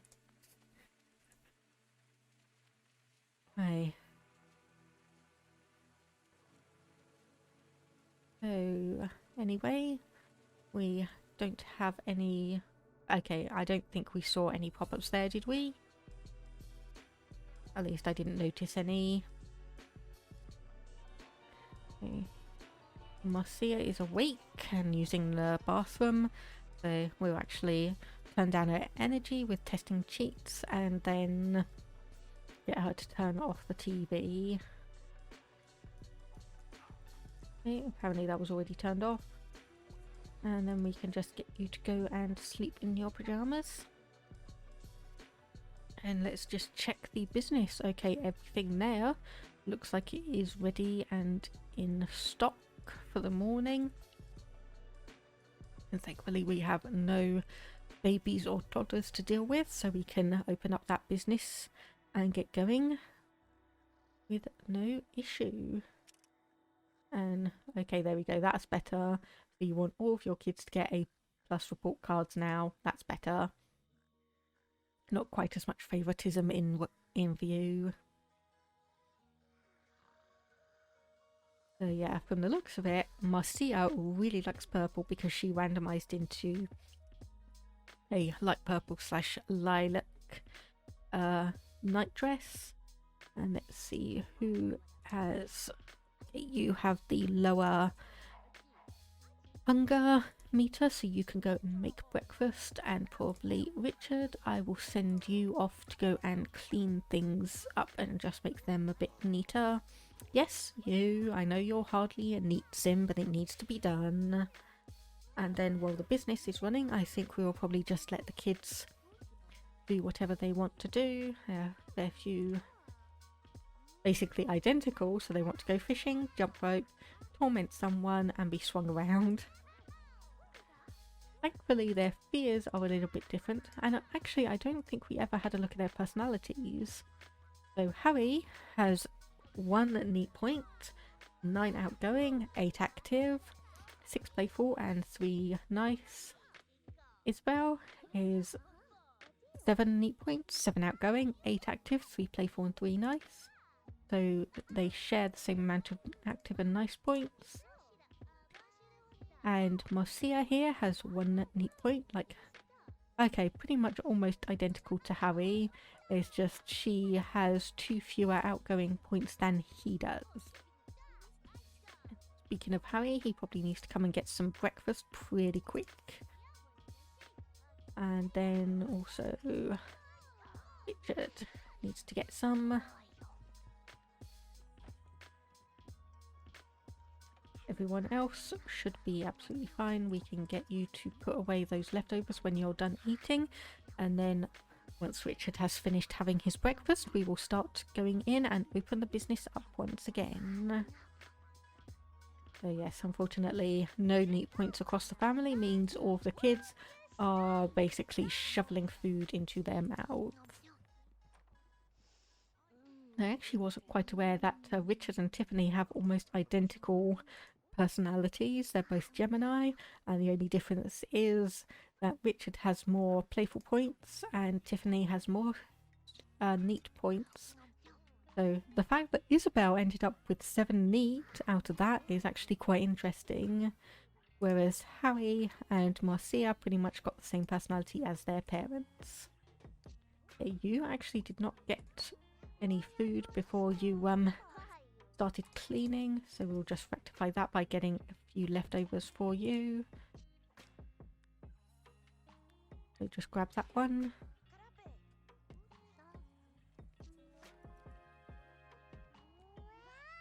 Okay, Marcia has discovered that her favourite hobby is sports. And then I think we will open the business up.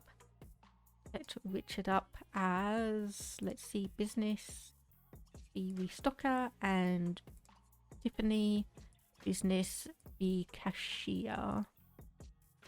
Because I think, okay, yep, you have a bronze register badge.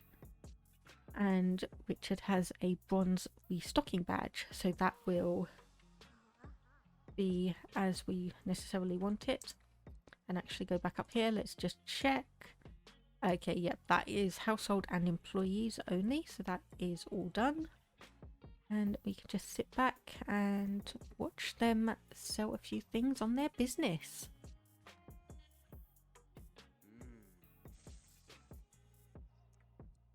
So I did make a slight mistake last time, which is that I basically took the complete sale price of all of these tomatoes rather than allowing Richard and his family some profit, so that was a slight error.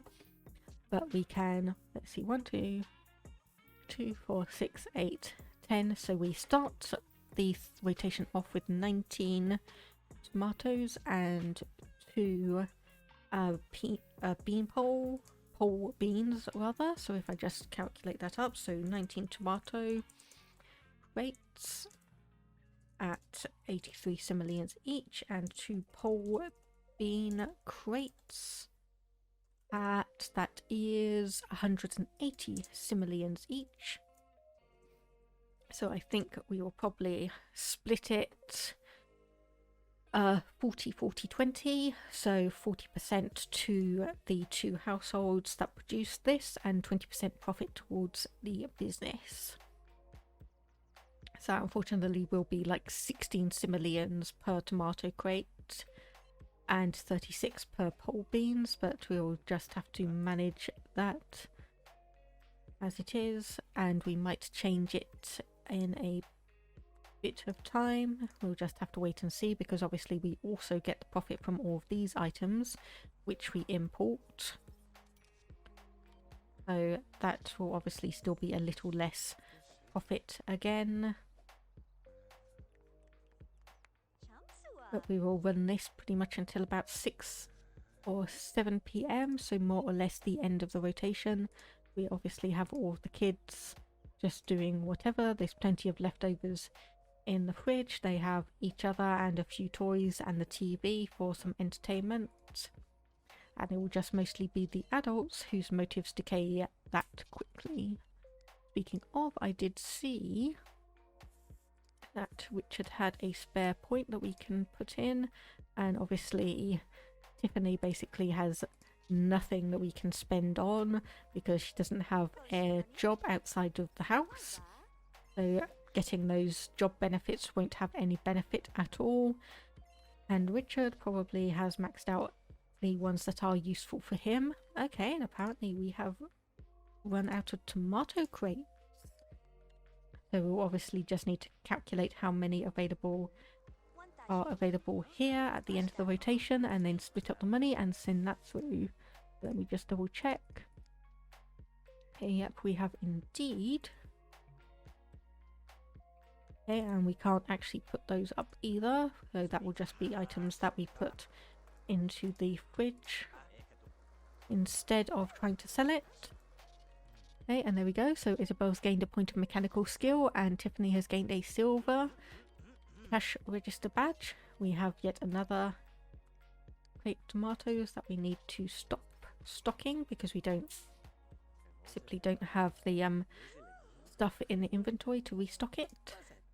So we may actually sell all these tomato crates by the end of the day. That would be quite impressive if we did manage to do that. And I don't know why you are ignoring this customer over here, Richard. So, sales, may I help you? We don't want to do a hard sell, we want to actually check if there's anything. Okay, game, please don't crash. There we go. I was going to say, it's always good to help someone who needs it, because that is almost always a very easy star. So we business perks. I'm just trying to remember how many or how much money you get for all of those benefits. Okay, and apparently you are complaining that someone is using the bathroom when you need to use it. No, you don't. No, you don't really need to use it. Okay, that is slightly frustrating as you've both decided to run off. Well, there are some customers that need to be checked on, and I think that was the bath completely breaking down. That's not fun.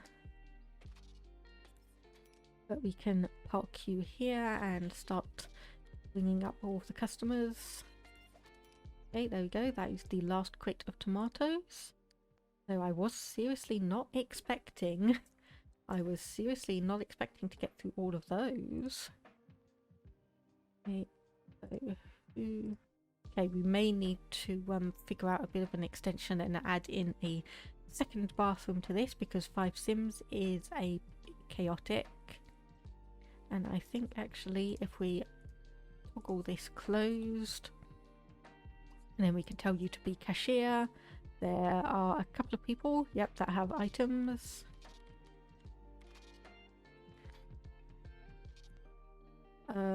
Yes, technically Richard is available to talk, but I don't know if he'd want to. Okay, there we go. I think you're stuck. So false error. Reset you. And nope, apparently you don't want to move. Okay. You could just stay there then. So anyway, we had sold all of those items. So we will split that evenly across the two sim families that give us those. So 19 times 83 is 1,577 simoleons times 40%.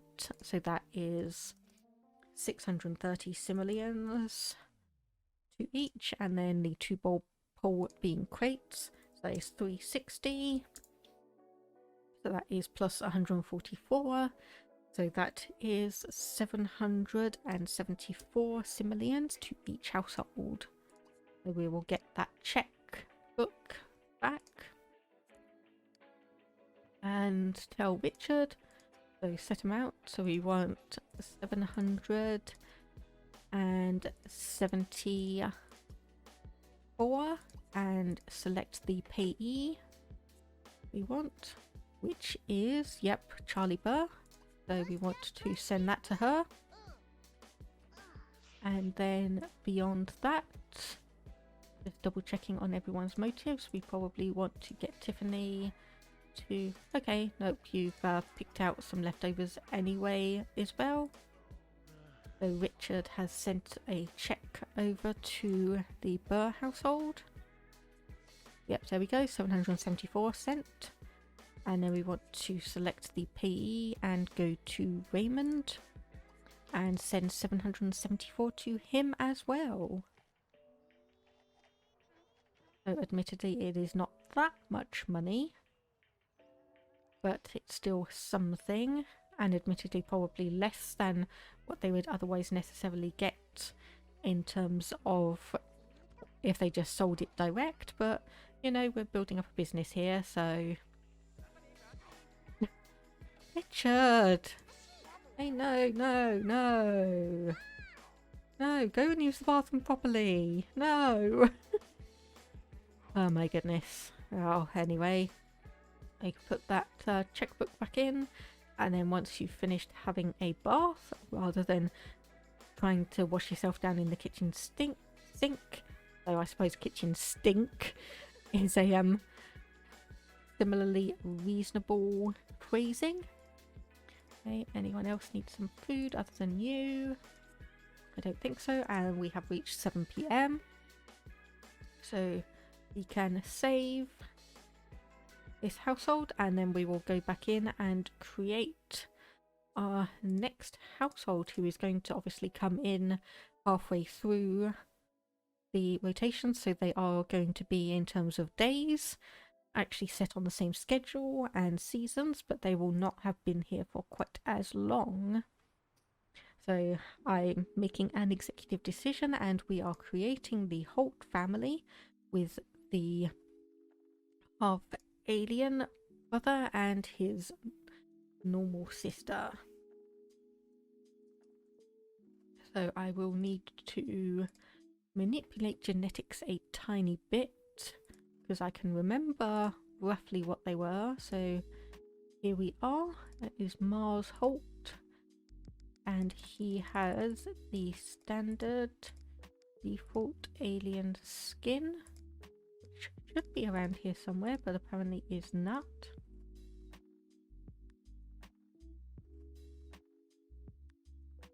Okay, yep, that is the default alien skin. That is the mannequin one. Okay, so actually cancel that.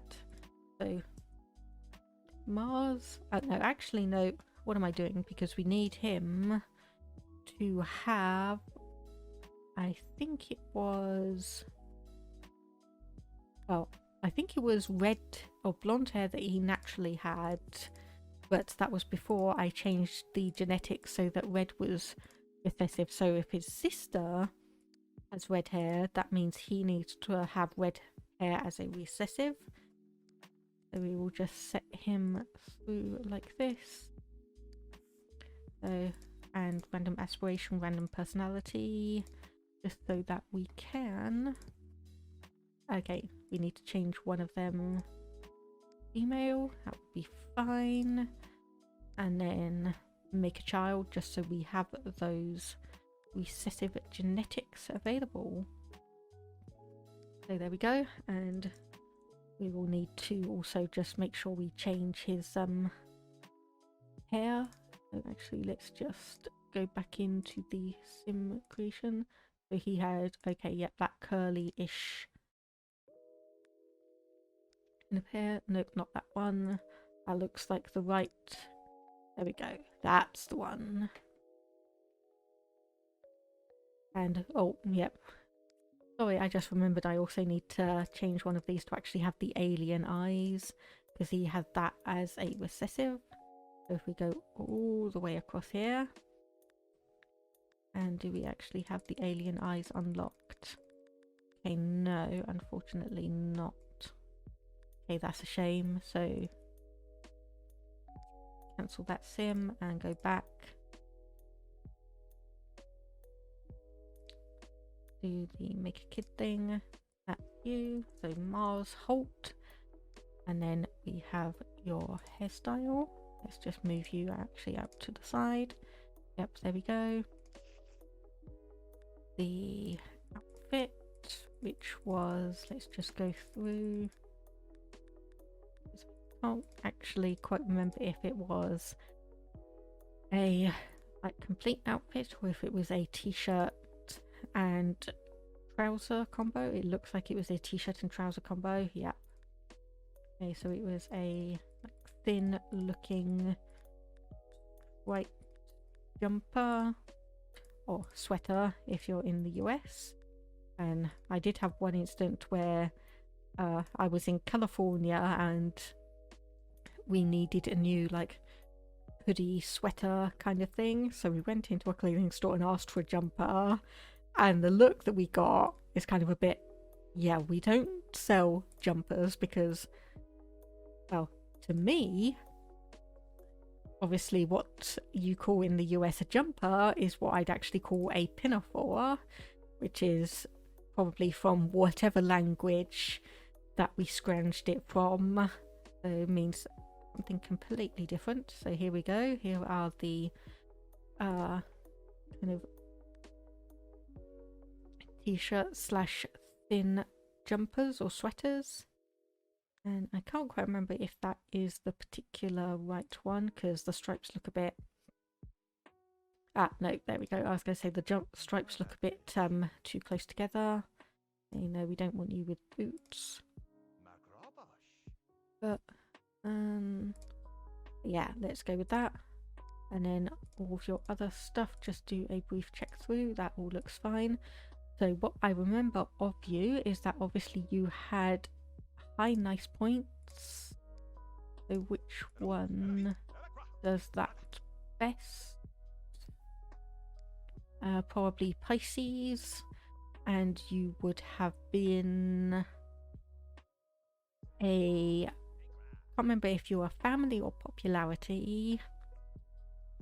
So we have quite a lot of popularity sims around. Actually, I will make you fortune, and turn ons and turn offs, I will randomize that as well. So let's just see. So page 3, 2, 3 and 3, and page 3 and 3. So red hair or blonde hair you have a preference for, and page 4, 1, 2, 3, 4 and 5. So apparently you like blonde people and red-haired people, but you don't want them to have good cooking skills. So we will delete you two and bring in your sister. So, and Jane, I remember her, she is a fortune sim, and in terms of recessive genetics, I think I will probably leave her as it is, because I cannot remember what her recessives were, and I kind of like where she is. So she is a Scorpio. And actually I will make you a fortune sim, and I will go back and turn Mars into a knowledge or family. I really can't remember. Anyway, turn ons and turn offs. So page 1, 1, 2, 3. Page 5, 1, 2, 3, 4, 5, and 1, 2, 3. And your turn off is page 2, 1, 2, 3, 4, 5, 6. Okay, so you're a bit paradoxical. So your turn ons are fat but athletic, and your turn off is hats. Okay, so I'm going to make an executive decision here then. So we will re-roll that random one, or turn on and turn off and get something a bit better. So page 6, 1, 2, 3, 4. Okay, turn ons, which is athletic, and turn off is going to be fatness. And then Mars, we will come back in here, and the thing is, we have what seems like a lot of popularity sims at the moment. I'm not quite sure if I want to add in yet another one, or if I want to do something a bit more special. So let's just have a look and see what we can do. So I think, oh gosh, actually I'm going to go and have a look. So Sims 2 top of law enforcement aspiration, and remind myself which one that is. Okay, so let's just scroll through. So the Sims 2, so Captain Hero. Okay, that doesn't actually say what I want it. That doesn't say what I want it to say. So let's just try this one. Okay, so that just says the standard aspiration and wants rather than any of the jobs, and apparently I completely bypassed. So Sims 2.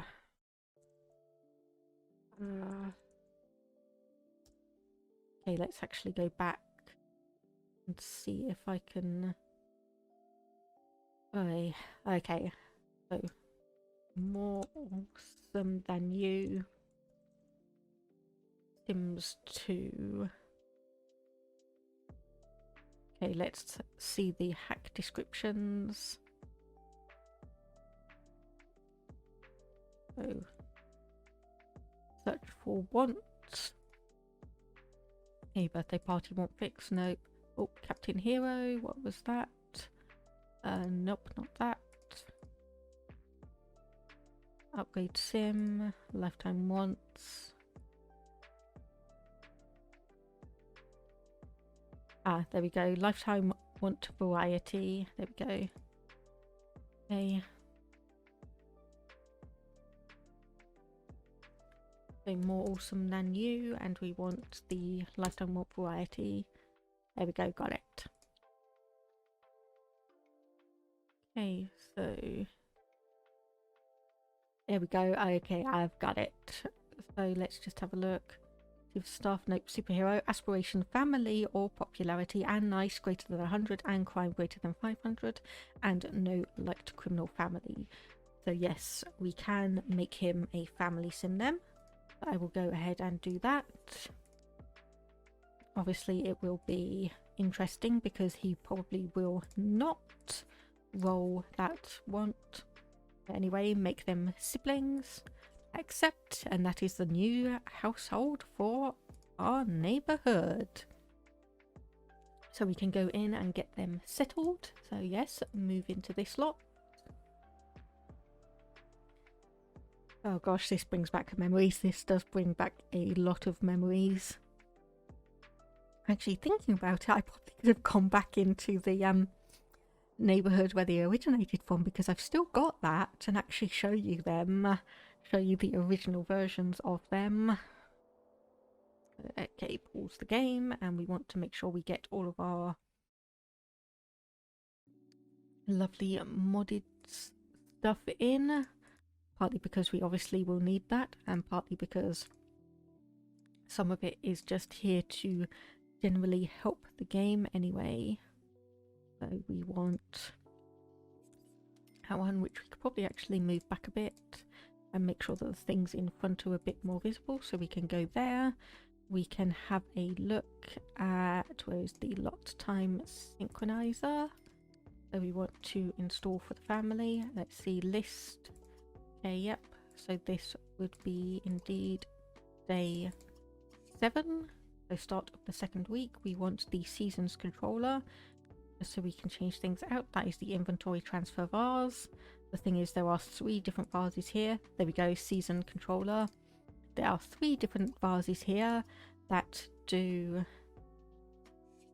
the like various things, and I can never remember which one it is. The third one, by the way, is the day setter, to set the day of week, just in case you move Sims back into the neighborhood at a day that is not Monday, which happens somewhat often in my game, because when I send Sims off to university, often it tends to be on that specific day of the week, and then they come back however many, like 4, 6 or 10 days after that.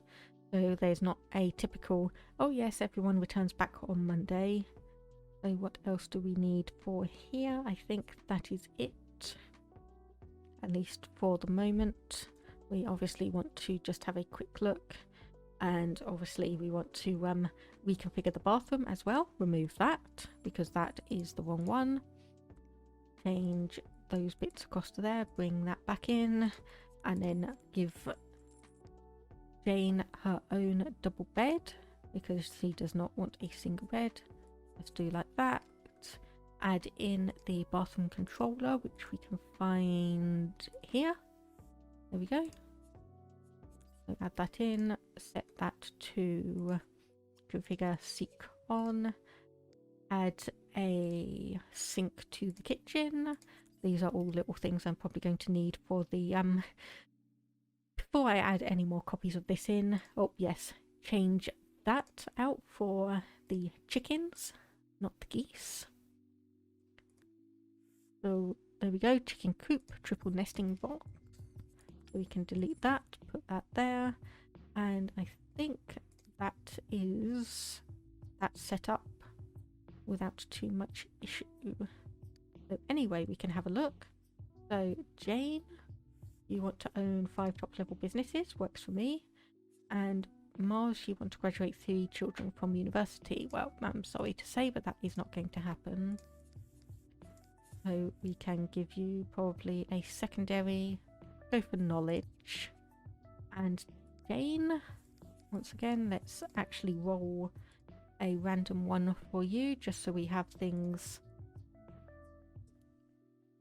Okay, and you've rolled family. Alright, okay, that's fine for me.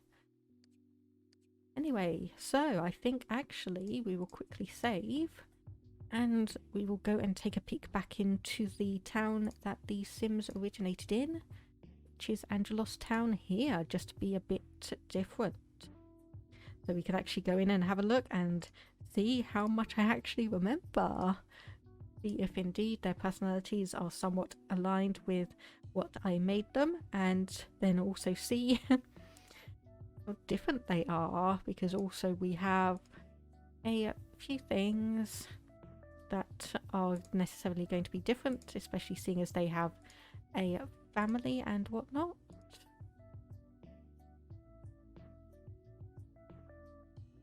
We will just obviously wait for that to pop in. It might take a small amount of time. I'll just take this to quickly get another drink and stretch some more.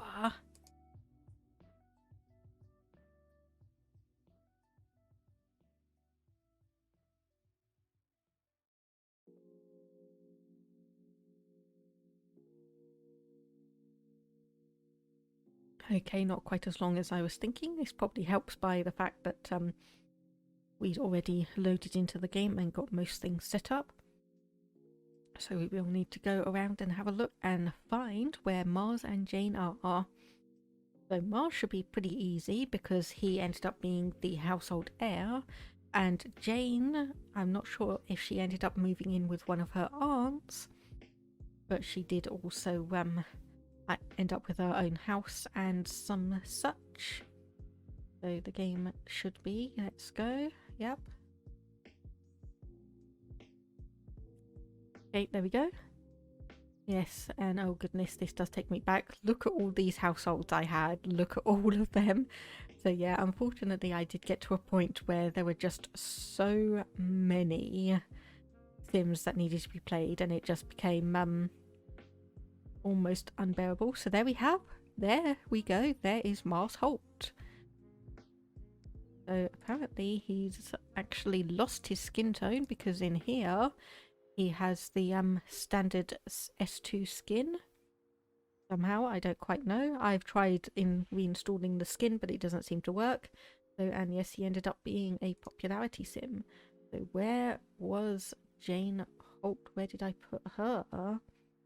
Is the question. So Schwartz, Neil, Austin.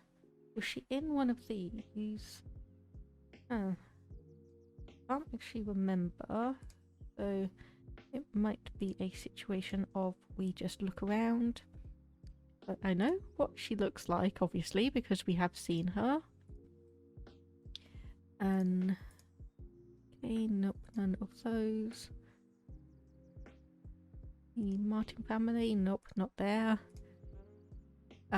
No, that was the one I just looked at. That's obviously not going to be quite correct. Of course, the answer is probably that she may not even be in this section of town. I think she should be, because obviously we don't have a shopping district. But yes, this is definitely all starting to really take me back. And you can see that, there we go. Okay, there they are. I couldn't quite remember. So there we go. There's Jane Holt. And let's have a look. She ended up being a fortune sim. Okay, and she obviously got married into this family, so that would be why I couldn't quite remember where she was. But let's go back into Newtonshire and see, actually get them set up. So we can look forward to their new life in the new town. And obviously if people are interested in the Spellthorn siblings, I can also potentially consider adding those in. But for now, you will go here and start going through their life in the new town. So obviously Jane having a want to get 5 top level businesses is going to really help us in terms of building up the community. And no, I am not being sarcastic on that. I do mean it genuinely. The only issue is obviously going to be what is going to be her first business and how are we going to set it up. So probably the first thing we want to do is get the teleport cat and invite everyone around so that they can actually get to know the new family. So let's just put move objects on. And that was the wrong button. We want to get the inventory transfer bars as well, which was there, just in case we have things that we want to send over to Richard. So we have no toddler age sims in the house, in the neighborhood, so basically everyone can be invited over. Let's just do that. And this will also give us a slight benefit in that we can roll up the orientation for Mars and Jane once again. Oops. Okay, summon Nolan household and see if there's any potential chemistry between a couple of the eligible sims in the neighborhood. Okay, and Adams is not what we want. Okay, and I'm just checking all of the other ones. Okay, yep, that is all the sims that we have. We have an awful lot of red-haired sims. So let's just let you go through. So we need obviously to generate the ACR controller as well. So spawn adjuster, change model into the big tree, and apparently you have a slight issue with your not sure if that's your skin or your hair. Hello there, Theonic. The Zionis.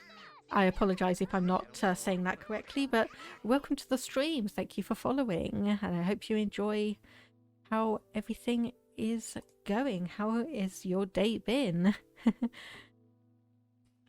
Okay, so actually I will probably turn down the volume a bit because it is a bit loud with all of these sims around. So voices, sound effects, tiny bit. Apparently I'd already turned off music anyway, and ambient sound. So yes, we have just set up in a new household. We've just created this one. So gender preference hood, run randomizer, no preference, and set that high. So we can have a quick look at Mars.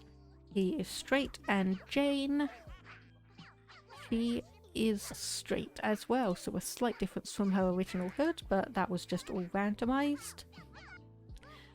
And yeah, we will just let them walk around and see if we have any potential sparks of romantic interest come through. So this is the 5th household that we've just added. Oh no, okay, you probably just briefly missed, but the only Sims that actually live in this household at the moment is this alien Sim here to the right and this redhead Sim here to the left. Everyone else around here are all the other residents of the city. So those are the ones that are living in one of these 4 households across here. And I just basically summoned everyone in so that they can all get to know each other. So no, there's only 2 Sims that live here, so don't worry. Oh, okay, I just saw something. Okay, Erica's fallen in love with someone. About time. Okay, that is Joe. So we played the Huffman household a short while ago, and Eric had the want to fall in love with Joe here, who was the one in the household previous. The unfortunate thing was that they had a negative chemistry with each other, but as I'm playing this on a wants-based system, I try to encourage the 2 of them together, like changing their turn-ons and turn-offs. And although Joe fell in love with Eric quite easily, Eric was being very stubborn, but it looks like now we actually have some successful romance going, especially seeing as he's just gained all of those aspiration points. And delete that computer. And okay, annoyingly, it looks like Vivian's necklace is a tiny bit glitchy, so let's just see if we can fix that. So flashing blue and Vivian. Okay, so let's just set that, and hopefully we won't have that going on anymore. And yes, Eric falling in love with Joe seems to have finally unlocked all of the high romantic actions for him.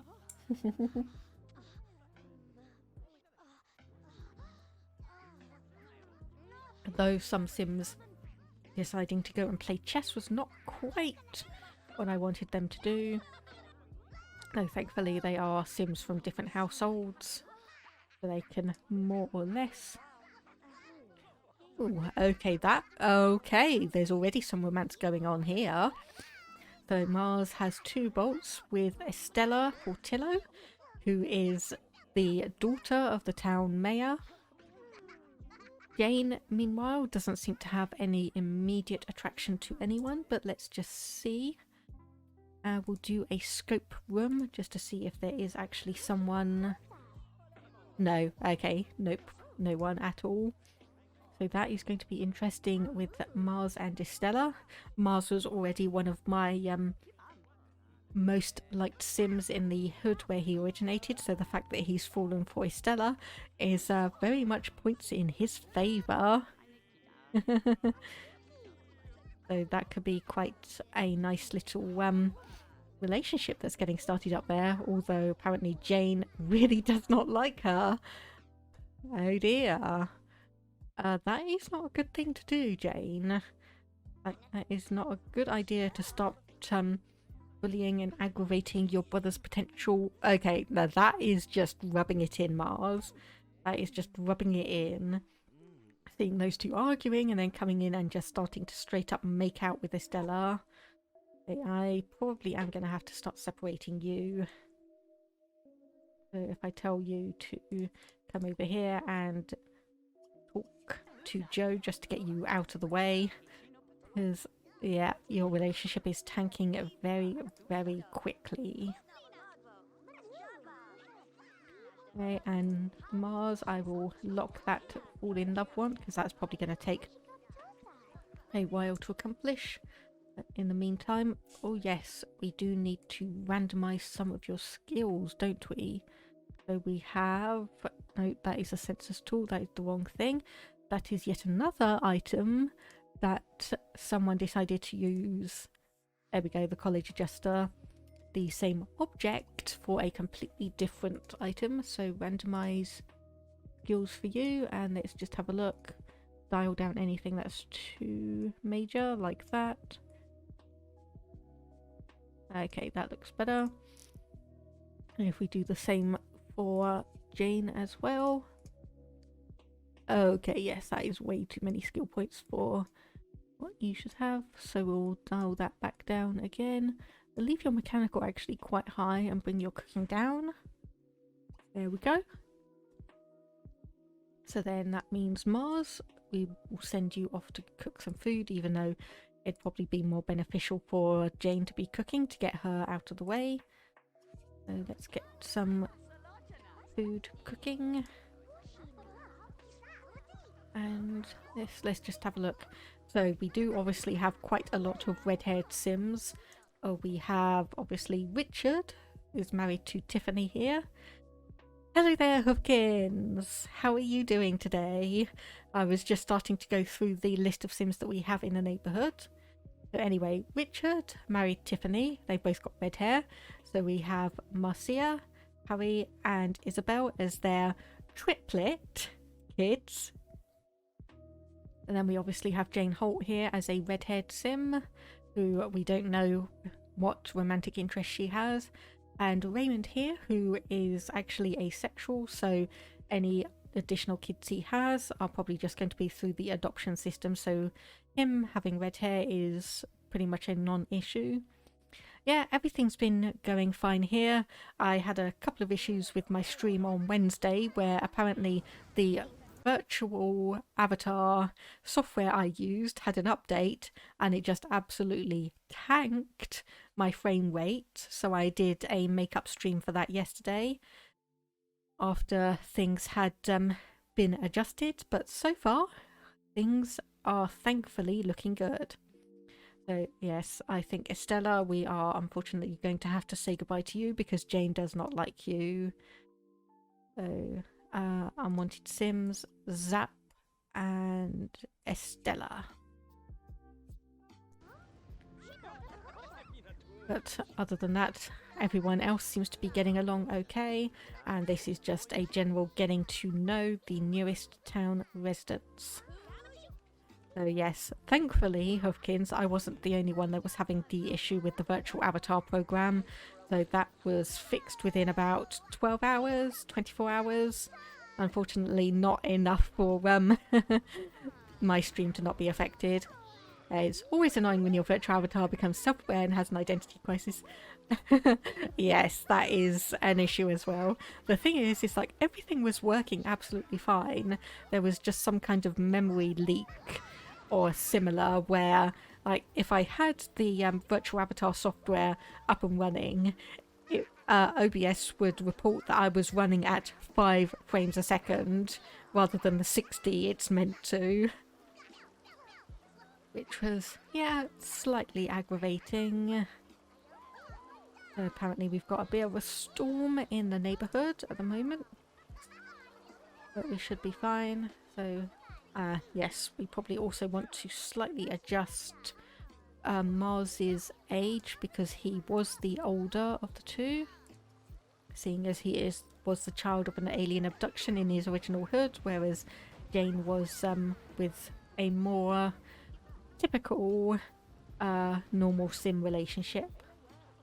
Okay, so what are you wanting? Gain a cooking skill point, gain a cleaning skill point, get a job in the athletic career, which is never going to happen, but earn some money. So we do have 12,000 simoleons available to us, and Jane does have the lifetime want to get 5 top level businesses. So I'm thinking, rather than necessarily sending that money off to the Portillo household and them using it to create a new community lot, we might actually get Jane here to create a community lot, which is going to be, as is typical with UK towns and things, the pretty much first community option you have beyond a park is a pub. Yeah, even, well, a small story time. Basically, my in-laws decided when my husband went to university to move to an absolutely ridiculously small town. Like, actually, I think technically it would be classed as a hamlet. It was one road where all the houses were down, farms everywhere around the place, and the only things that were available in the town or village or hamlet or whatever was you had a community centre, so basically a one-room place, and a local pub which also started to serve some food. Though I won't name it. Hufkin says, a hamlet, 10 people, 7 chickens, 3 pubs. Yes, indeed. That is very much correct. So I obviously won't name the place where they lived, but there was an incident with the pub, and it ended up getting shut down and temporarily sold off. So anyway, I think we will start off with, yes, a 2x2 lot. And let's just actually generate a good pub name.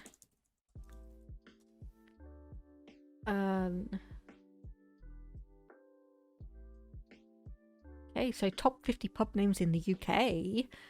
So this is basically ones that are, oh, excuse me, basically used across the country. So let's have a look. I think I like the name of the Royal Oak. We will go for that.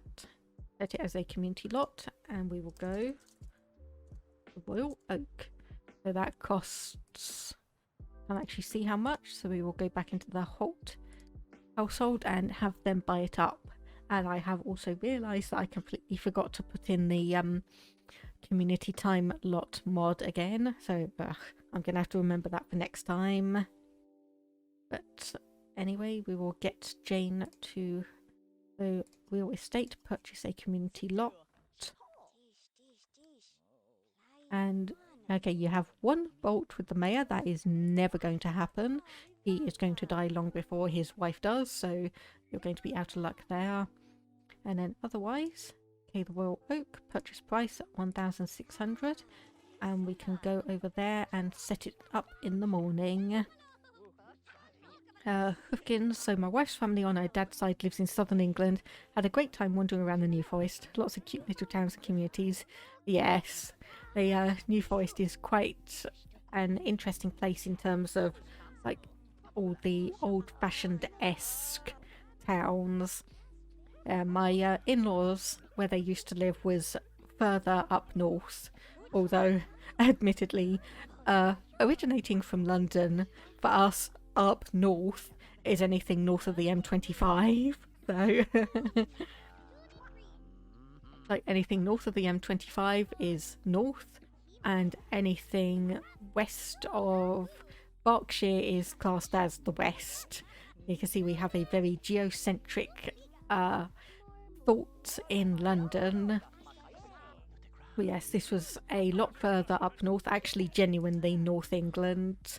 And you had to essentially get in your car and drive, I think it was only like about 5 minutes to the next town that actually had like a or butchers, shops where you could like buy milk and bread and your newspapers. Scotland basically Antarctica to Londoners? Yeah, pretty much, yeah. Of course, you say that. My sister actually lives in Scotland, and it is very much seen as quite a long distance away. It takes us probably about 6 hours to get up to where my sister lives from London. And then, of course,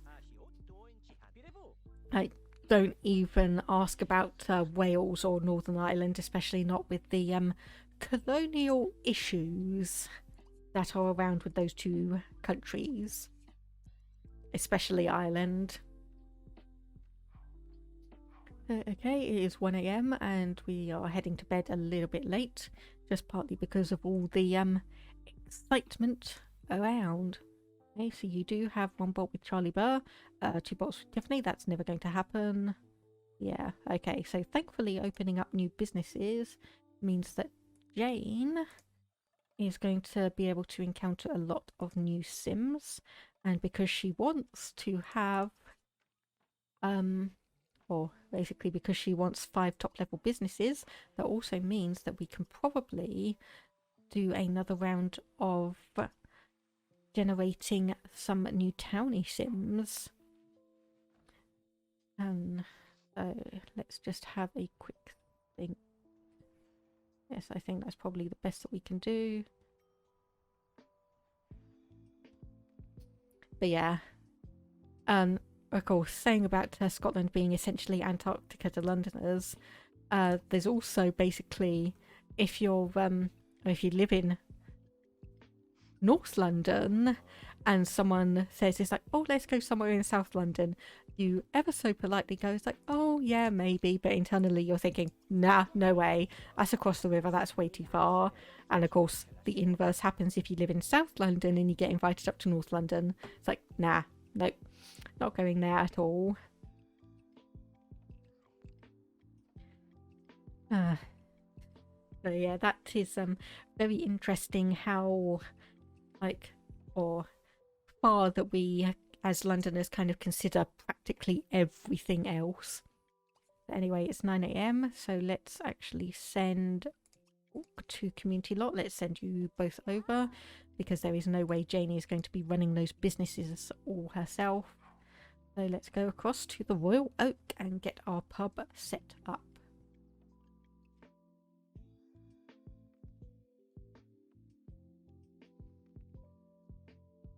Of course, what I also found interesting was that where I lived in London, it would take me twice as long to get on a train and get to Waterloo, or get into central London, than it would where I currently live, where I can get a train straight through to like central London in under half an hour. Is just because one is obviously a stopping service and the other one is not, so it just adds a difference to them.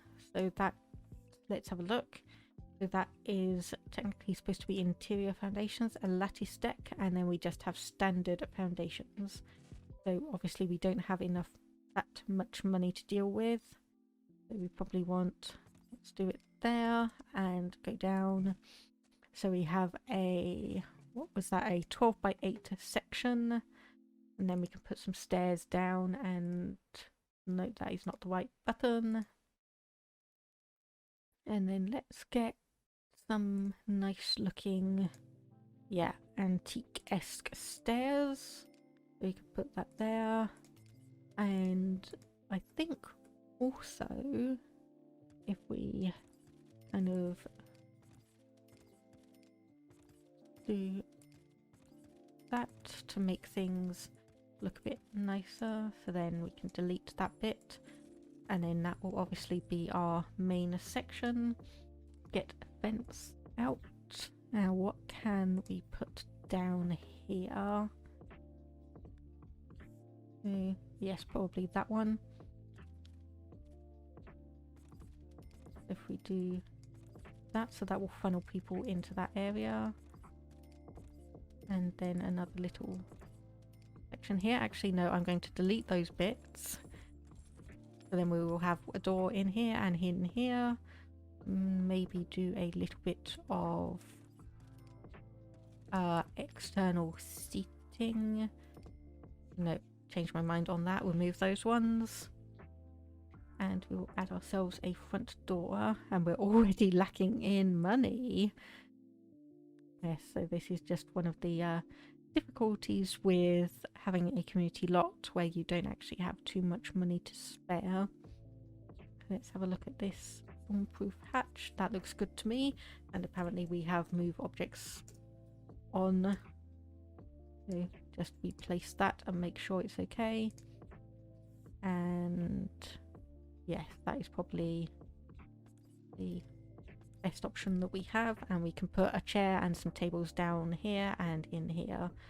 But first we want to get a bit of decorating down. And let's see what looks nice for an old style English pub. Okay, go for that one, and then on the foundations we can do that. And then some just nice wood paneling on the outside. Oof. So, yep, that looks fine to me. So, Hoofkins, any exciting plans for your weekend while I'm decorating and building this?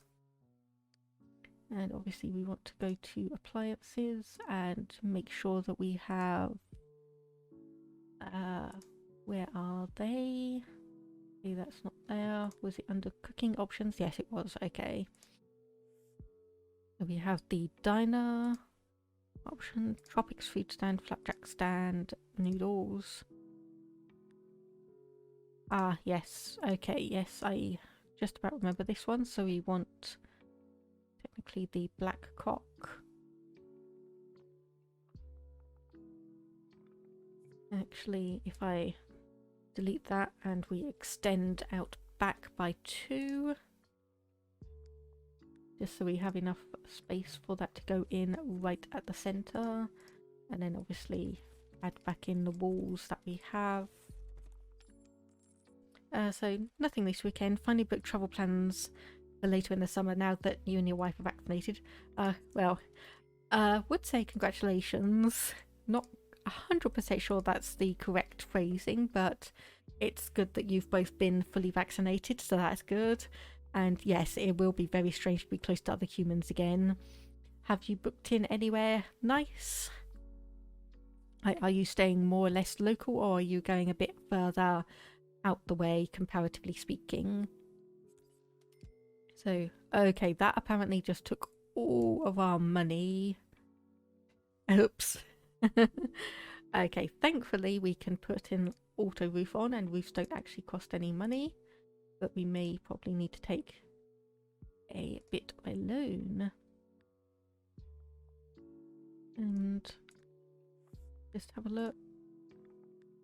Yeah, I think that one, yes, that one probably looks the nicest.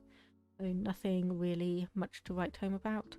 And I think we will, seeing as that thing costs £4,000, we will probably take it away and add in a bit of other flooring and some drinks stations. So little plane trip, not far.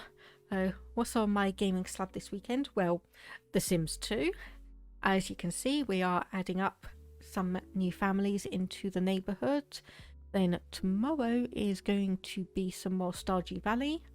Maybe that looks a bit rough and weathered, but it seems that fits my idea of a kind of rural-ish pub.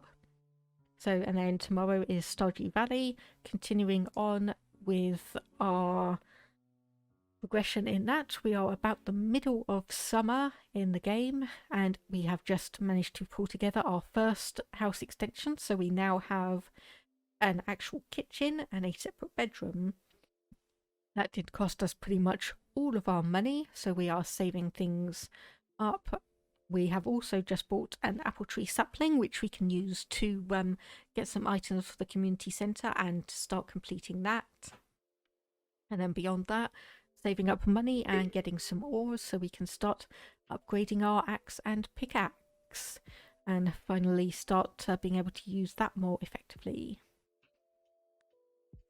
So I absolutely cannot remember what half of these do, and I cannot remember if some of them are standalone or not. But anyway, we want to go in here and the party section because we want a bar of some description. So let's have a look. Let's just see what that one is like. Yeah, okay, we'll have that one. 2 of them. And then obviously we want some surfaces. So yes, Stardew is truly the most relaxing feel-good game of all time. Yes, it is certainly up there. And thankfully, unlike some other feel-good games, that I play, this one is actually genuinely feel good. I mean, okay, some of it is admittedly my fault in terms of having all the mods and everything in, but it's still nice. Okay, so we'll actually put that in and then try and colour match it rather than doing it the other way around. Let's move that back up, and we kind of want a black and a kind of wooden, no, a bit darker than that, a bit too orange. Yeah, okay, yep, that's close enough. That's probably as close as we're going to get. Yeah, I'm just trying to think of like any other games that I'd really consider as relaxing as those ones, and apparently we had that a bit too far in the other direction, so we can just move these back, and then obviously when we get enough money to get the food store, we can put that in. So we want some seating, so that is going to be here, and we will just go for honestly the bog standard stuff. Okay, and delete those back out. Do I prefer Sims 2 over the new ones? Never got into the series myself, so I'm not sure what the difference is. Well, it's a bit tricky. The Sims 4 is obviously the newest one. That was released back in 2015, and EA is still pumping out content for that. But it may have honestly just been the fact that I got a decent gaming computer after The Sims 3 was released, and so I was able to actually play some of the other games around, but I just kind of fell out after The Sims 3. Okay, apparently we can't actually get much in the way of chairs. Okay, let's just see, does that have any colour options? Yes, it does. We can just get a couple in. Oh, insufficient funds. So yes, the Sims 4, I do actually have the base game available on Origin, but I have never touched it just because I think I fell out with the Sims series after that. There is an indie version called Paralives, which I admit I'm not fond of the name because it just makes, like, to me it's just paralyze. But that should be interesting when that comes out, because it's got a few things that people have been clamoring for in The Sims over the years. I do have the original Sims 1 collection stored somewhere that has quite a few nostalgia things, and up until The Sims 3 Supernatural was released, it did magic a lot better than I felt The Sims 2 did. But yeah, I keep The Sims 1 around almost purely for nostalgia. The Sims 3, I do like to dip in and out of that on occasion, but partly just because I have so many mods and options for The Sims 2, it is the one that I keep coming back to. Unlike quite a lot of people, I do like the whole playing in rotation, playing every single household. Whereas for like The Sims 3, you have story progression, so all the other households like do their own thing while you're off playing one household. There are mods to negate some of that, but it doesn't obviously completely get rid of it. And then The Sims 2, I also just have so many mods around and available for it that I can essentially turn this into, if I wanted, a medieval style neighborhood. And I have done that with a different essentially a different game setup. I've just got one that is completely medieval with all the stuff from like Sun and Moon and whatnot. Okay, so how do we do this? Okay, cannot actually set that for sale, so it might be that we need to I'm just trying to remember the last time. Okay, right, so they do call you over to get a drink then, so we can do a bit of business selling. Okay, so that's 15 simoleons a drink. Okay, so that looks pretty good to me. So we can probably just stay here and earn a bit of money. So yeah, I would say Sims 2 is my preferred one of what I have really played and what I really want out of the game. Yeah, simply because, well, it also does genetics right in my mind. It's like The Sims 3 and I believe The Sims 4. It doesn't really keep track of a genetic system. If I actually bring up SimDNA Jane, so right, basically what we've got here is for The Sims 2 their genetic system, and it actually keeps track of hair color, eye color, skin color, and facial features, and genetically calculates them and passes them down. Whereas in The Sims 3, at least, it pretty much seems to be a coin flip between the genetics of the parents, if you're having a biological child, and also a bit of the grandparents, and just some absolute randomness in there, which also means that if in The Sims 3 you have a sim that dyes their hair, so like say we had Jane here, she's a natural redhead, but we gave her electric blue hair, in The Sims 3 any biological kid she had would have a chance of having electric blue hair rather than the game keeping track of the actual genetics like it does here. So we have the dominant and recessive eye colour, which for Jane are exactly the same. The hair colour, we have black, brown, blonde or red. Normally black and brown are equally dominant and blonde and red are equally dominant, but I have a mod which makes red the most recessive of them all, so the only way a sim can get red hair is if both parents have a red hair gene. So like I said earlier, while we have a lot of redhead sims in the neighbourhood, those are probably going to start disappearing over the next generation or two and then start reappearing. Then obviously the expressed skin tone and the skin tone range, so basically what her parents are, and then also dominant facial features. So any kid she has, she is more likely to pass down the genetics for her brow, cheekbones and jaw than anything else, and it all kind of combines itself. I think it's a 2/3 chance of that versus a 1/3 chance if it's not noted here, but even then the recessive ones can still get passed down. So yeah, the Sims 2 genetic system in my opinion is the best. So there are quite a lot of options for naturally the Sims 3. It's just not the same to me. So anyway, we'll actually get back to the game and start progressing through that after all my blather about genetics. So yeah, it does use like the simple Punnett square system, but the fact that it even uses one and keeps track of dominant and recessive genes is miles beyond what The Sims 3 and I believe The Sims 4 does. So anyway, we are obviously going to have quite a lot of debt for this, but I'm hoping we'll be able to get a bit of money in and start making it more of a genetic? I've been talking about genetics too much. A more general pub, so maybe like a couple of pinball machines, actually charging people for their time at this place rather than... Okay, she just stole the drink from him.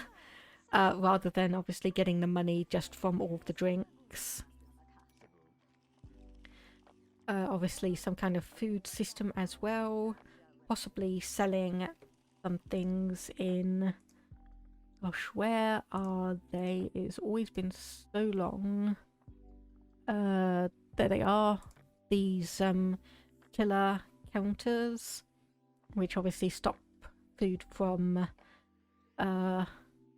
spoiling, but then we also have quite a few of these other miscellaneous things, most of which are from like the or people called Sun and Moon, who do a lot of this kind of medieval-esque stuff, which still works pretty good in a more modern sim household. So like here we have a counter cask holder, so if we wanted to we could get some wine together. and start selling that from the pub as well if we had the money, which might be an option if we really wanted to go into the oh, what's it called, where you like go for, oh gosh, I can't even remember the words to actually describe it, where instead of like something mass produced and catering to a mass market, you do something a lot more niche and specialized, which obviously costs a lot more, but for the people that are really interested in it, it is worth the extra money. Artisanal, yes, thank you, Hufkins. Yes, artisan products, that's the word. So we could potentially do that as well. And then this also gives us an additional option for the neighborhood to just have a second area that people can come in and socialize and drink. And actually, you know what? Even though the drinks are selling for like 10-15 simoleons a pop, it seems to be doing all right. But let's just see if we can actually afford the ticket machine. Nope, not quite enough money. We need 499 simoleons. But what we can do is get the business controller in. Let's see, that is just there. So we'll put that outside. Oh, okay, and apparently that is the first witch that we've had arrive in the neighborhood. So with the Sims 2 Apartment Life, each of the expansions for The Sims 2 added in a different supernatural creature. For Apartment Life it was witches, but I'm not overly interested in that, so let's just get your name. So Lawrence Bell, and we will just tell you to go, because unfortunately it can be a bit annoying with the head witches and warlocks. The good one tends to summon in bright sunshine, and the evil one tends to summon in lightning storms and cockroaches, which, you know, neither of those are that nice to deal with. So anyway, tend the bar for a bit. Go back. No, you don't. You're working. You don't get to have a drink. But I think probably, yeah. So it's coming up to 7 PM. So let's get the open close sign. If I can find that, because I always forget where it is. Okay, there it is. 20 simoleons. Pop that there. So then we can tell that everyone the business is closing. And yes, a pub closing at 7 PM is very, very odd and unusual. But oh goodness, oh goodness, oh no. Okay, I need to clip that. Okay, I definitely need to clip that when I finish this, because that was slightly terrifying. And okay, you don't, oh my goodness, okay, what is going on? Oh my goodness, okay, what on earth was that? Like, okay, I have had my share of glitches and oddities in the game. I don't think I've ever really seen the T-pose flashing pink quite like that before. Oh goodness. Oh goodness.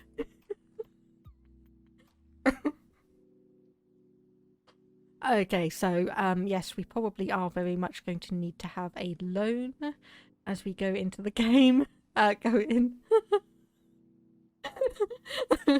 Okay, sorry, I'm gonna need a moment. I'm gonna need a moment. That there is no reason that is as funny as it should have been.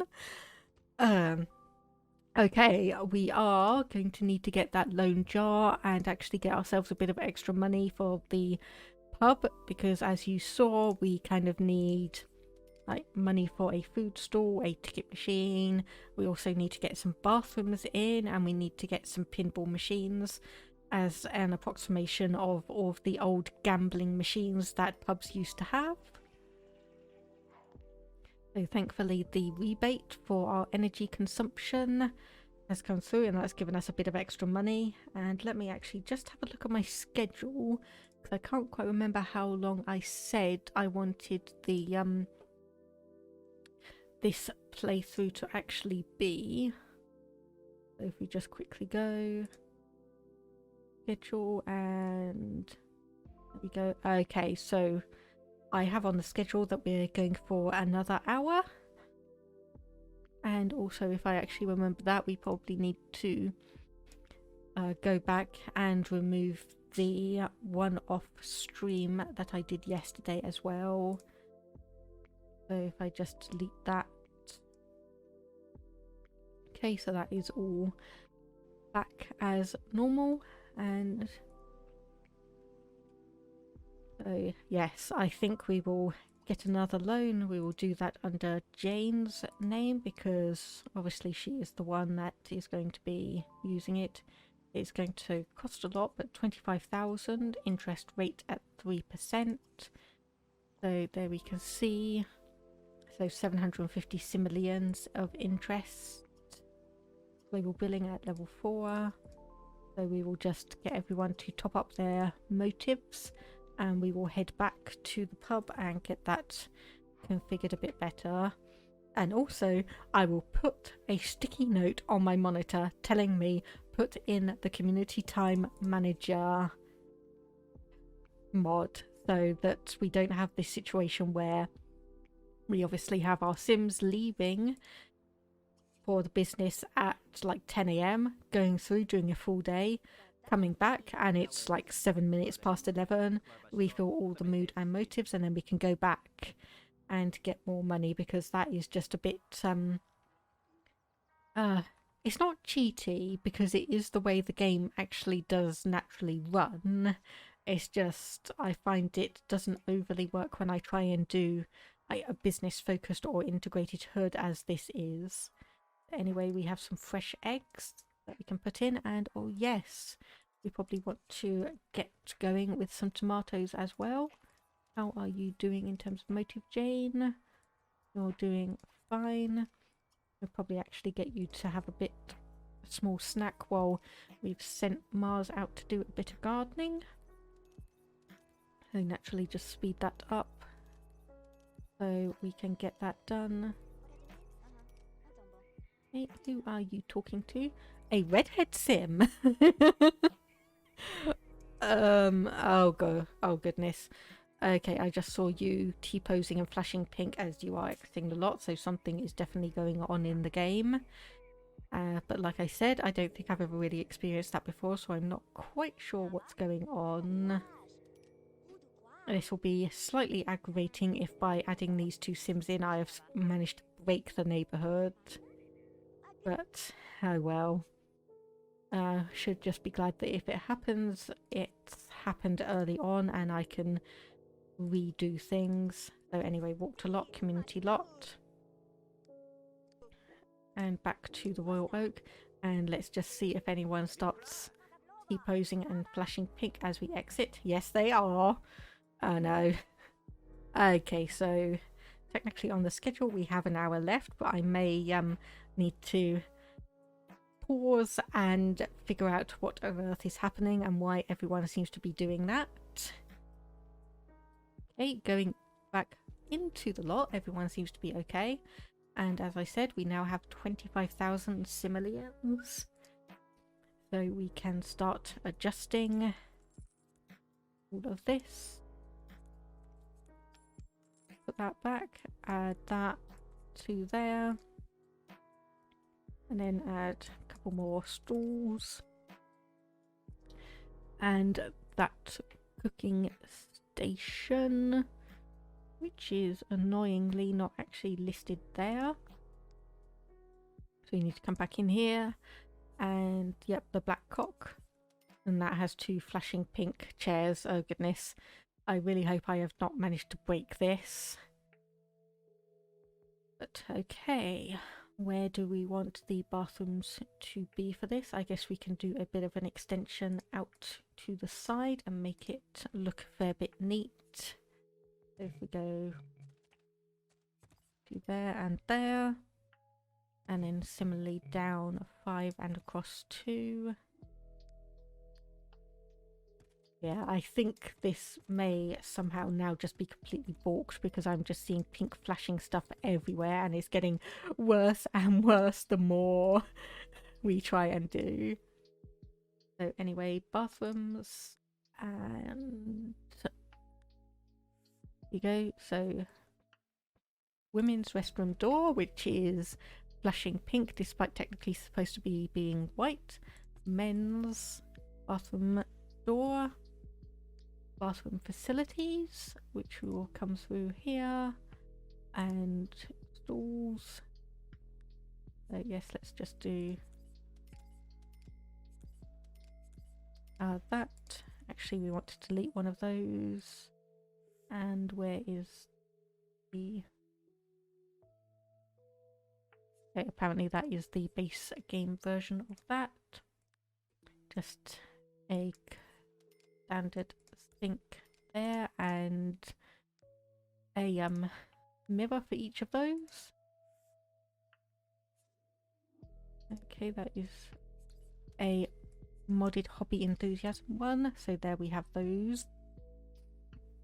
Make sure that we give this some decoration so it just doesn't look completely out of place.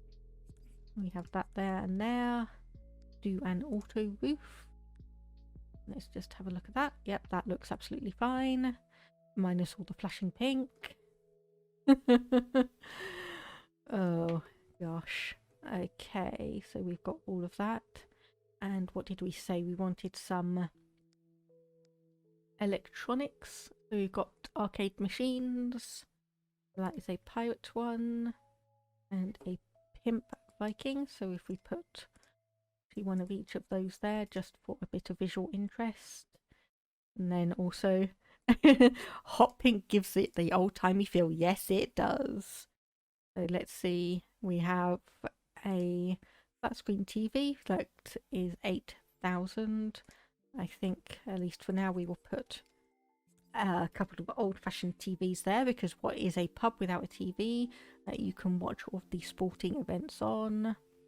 Hey, we don't want any music or anything of that sort. And I don't think we need any kind of burglar alarms. We don't want anyone to have any snack machines because we want to encourage them to actually come up here and buy food. But what we do want is a ticket machine. So if we just put that properly there and then add in for the last little bit a couple of tables. So what colour do we want that? Yes, okay, I think if we do that colour for the outside at least, then come back in and add ourselves some of those winery style chairs, because we did have quite a few, maybe not grey. We probably want something a bit... Okay, yep, we'll go for that one. Then we want like that and there. So we can have those. And then we want a couple of tables indoors. And actually, if we put these there, then we can have, unfortunately, tables right next to the bathrooms, which is not necessarily what you really want. But hey, this is The Sims, who's going to really complain? And a couple of winery tables. And yes, ignore the pun, winery tables, who's going to complain? I did just think of that. No, that is the wrong thing I wanted to select. So unfortunately, you'd have to wait while the game kind of goes, oh, did you mean this? It's like, no, I did not. So anyway, table and chairs there. And we just want to do a bit of decoration for the bathrooms. So wallpapers, tiling, and yeah, let's just go for standard white. I was about to say bog standard white, but that's another pun I don't necessarily want to be making. And some grey tiles. So how are we doing on money? We actually have almost 10 grand. So let's go here, set price.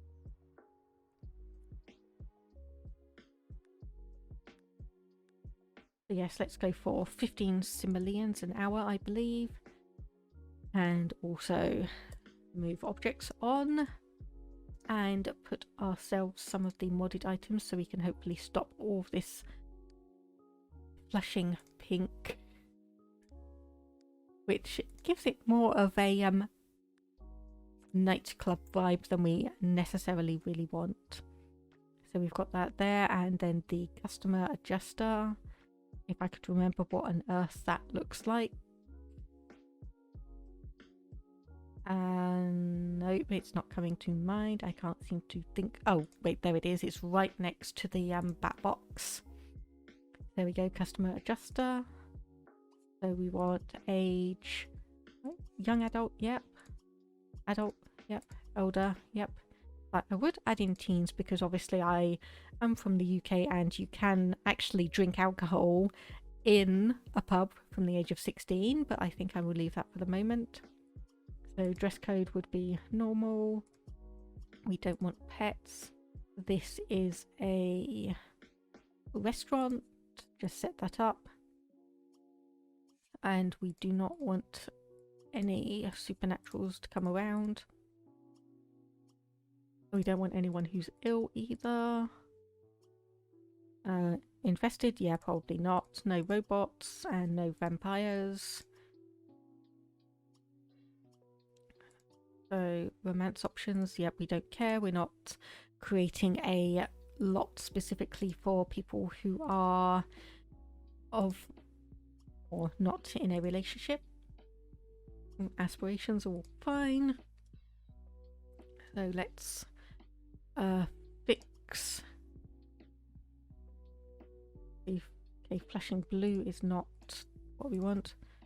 So we just nuke stuck effects, scenario controller, and tombstone options. Okay, we don't want to smite anyone, and I'm just basically going through and just making sure that there's no obvious options. They make me smart, that's all to do with wants. So let's just re-enable controls just to make sure. And okay, nope, this is just all telling us yes, this is very much a rave rather than a pub. Doesn't look like we can actually get around to any of these, so we will tell you to tend the bar. You should have set the price for that. Okay, so we want to start charging customers and also tell you to business. Okay, we can't tell you to be a salesperson, unfortunately. So, all prop. Listing cheats enabled false because we are going to do false errors on all. And does that fix anything? Nope. It fixes nothing. Okay, so anyway, so we want to. Okay, apparently that is not going to actually let me open up business. So nope, okay, you can't reach that there, so we're going to have to move it across quickly. Okay, and open business now. So I just put that, okay, no, I didn't put it straight on a window. Okay, there we go. So that should be charging, start charging customers, yep. So come in and enjoy the, excuse me, you walked in without paying. Ah, there we go. Okay, that's better. So people are actually coming in. So sales, and if we just do basic sell for you and tell you to tend that bar. So this is going to be a little bit more micromanagey than anything else. When I'm running, or when I used to run a build a city option neighborhood, one of the requirements for that was that if you wanted to unlock the dance career, okay,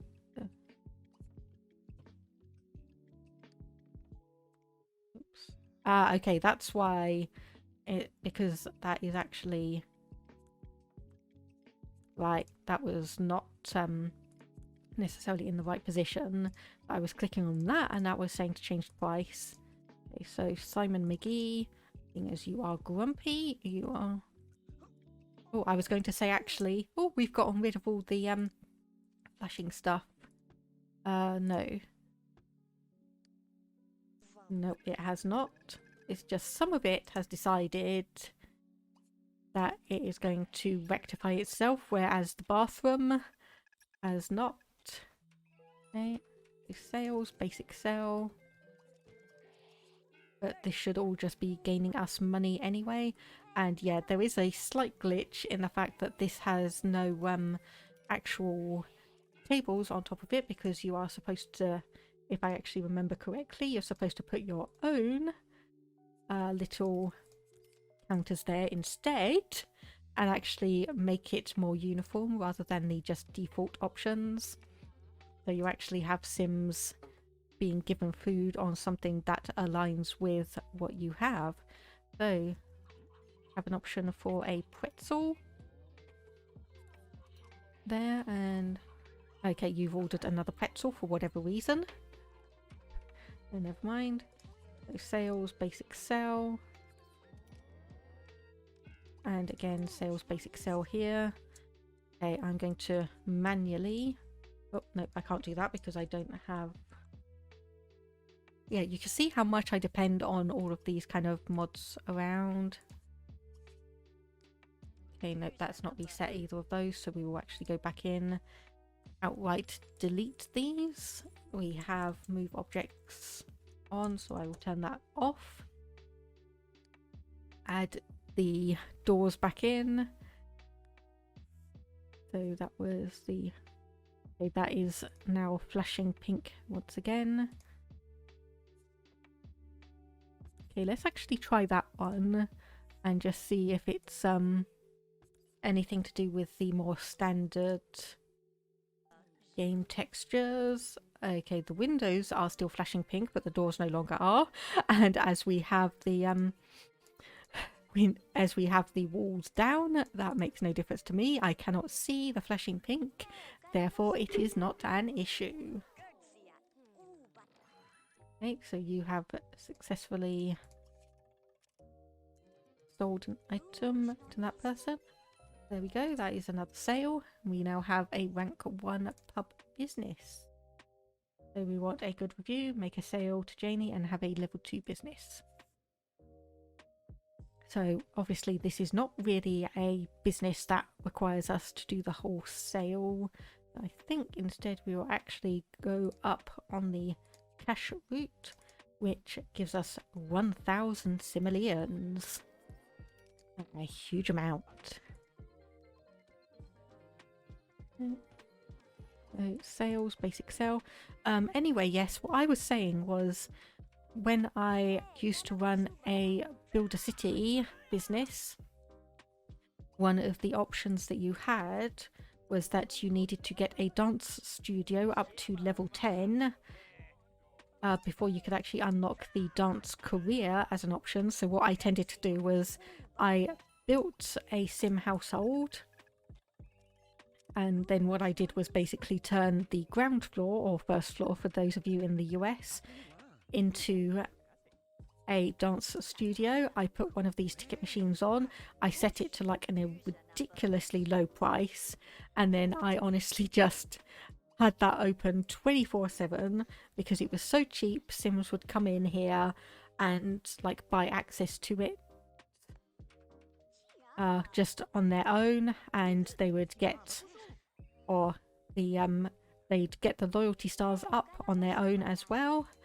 And I would just keep going through all of that, keep it open 24/7 and just have it running in the background, and eventually over time it would indeed get up to level 10 on its own. Okay, something, I was going to say something has paused. That is the witch, the good witch, so Mabel. So make bugger off, Mabel. So nice as things are, I don't really want all the witches around. Of course, that has reminded me, I think Jane may have been a witch in her original household in the original neighborhood as well. Okay, apparently Jane is really getting tired, so we want to toggle open close. How much money did we actually make? Okay, obviously I'm forgetting because yes, we got all that money together, but we then spent it all, didn't we? We spent it all because we needed to refit this. So anyway, we want to walk home. Sorry buddy, I know you were or are in the middle of eating your pretzel, but we need you to get going. Okay, so there we go. Time for everyone to leave. And obviously, as the cook here is just an NPC, he stays there all the time. We don't need to clear him out. So we will head back, pay off a bit of the loan that we have, and then I think I will call this stream to an end, just simply because. So pay back 10 grand. That gives us, yep, about 800. And let's just see, because we did have quite a few interactions there. Okay, so basically Mars still has an interest in these 3 playables, and I think he is probably going to end up with Estella. And as for Jane, so you have 2 bolts with a red-haired sim, 1 bolt with Larry Townsend and Julian Holmes, though Julian is reserved for someone else, and 1 bolt with Duncan, which is never ever going to happen. So the question is, do I marry a red-haired sim to another red-haired sim and have more red-haired sims in the neighborhood, so we can actually get a few more red-haired genes into the neighborhood? Oh, pink pub achievement unlocked, productive stream. Yes, I wasn't quite intending to have a neon pink household. But anyway, and I know I checked him and gave him... Okay, yep. So yes, Mars does have a recessive red hair gene. But unfortunately no alien eyes, but... So when we marry him off to Estella, which is probably going to be an inevitability, Mars is going to move over to the male household and Jane is going to stay here. But for now, it has gotten quite late, relatively speaking, for this household. So we will save that. And actually, we will just quickly go to the neighborhood view and just see how productive we have been here. And fingers crossed, the pink flashing T-posing is honestly just a small little glitch that we will have to manage. So we can see here a little bit of progress from the last stream. We have our 5th household added into the rotation, and we have our community lot, the Royal Oak. We still need to probably get a bit of money towards the town square, but we can probably remove the little food court area we have, as we now have the proper pub. Actually, let's just zoom in and see what that looks like, because obviously, you know, game from 2004, so all the level of detail on this is pretty bad, but I think that pub actually looks pretty nice. From someone who has a very difficult time actually building nice looking houses and community lots, I think that looks nice. So anyway, that's where we are at the moment. Actually, let's go into the town square and just probably remove that food court section. And then we can hopefully get the pub getting some money forwards, and then we can actually add in a few other options for us. So yes, delete that, and also get rid of the whatever it is called, the awning that is there. So yep, delete that. Then we can save, head back to the neighborhood, and finish our stream for today. So there we go. That has been, despite all of the flashing pink glitches, that has actually genuinely been a productive stream. So let's just zoom out once again. We do have quite a lot of space that we can fill up in this hood, and we can get things. We have basically our first town centre here, and we could potentially have another one here or up here, as well as quite a few expensive mansion style houses up here. And naturally speaking, the waterside is probably going to be quite a desirable area going forwards as well. So that is it for me for today. Thank you very much to everyone who's been watching. Thank you, Hoofkins, for popping in and having a bit of a chat with this. So once again, the next stream is scheduled for tomorrow at 1 p.m. GMT. Oh, British Standard Time rather, because GMT is actually the one that doesn't apply summertime daylight savings to it. So 1 p.m. BST. The countdown to that is on my Twitch about page, just in case you need to have a look for when that is in your local time. But for today, thank you very much to everyone, and I will see you again next time. Bye bye for now. And yes, thank you. Oh, thanks for the stream from Hookins. Thank you very much for popping in and watching. So bye bye for now, and I will see you tomorrow.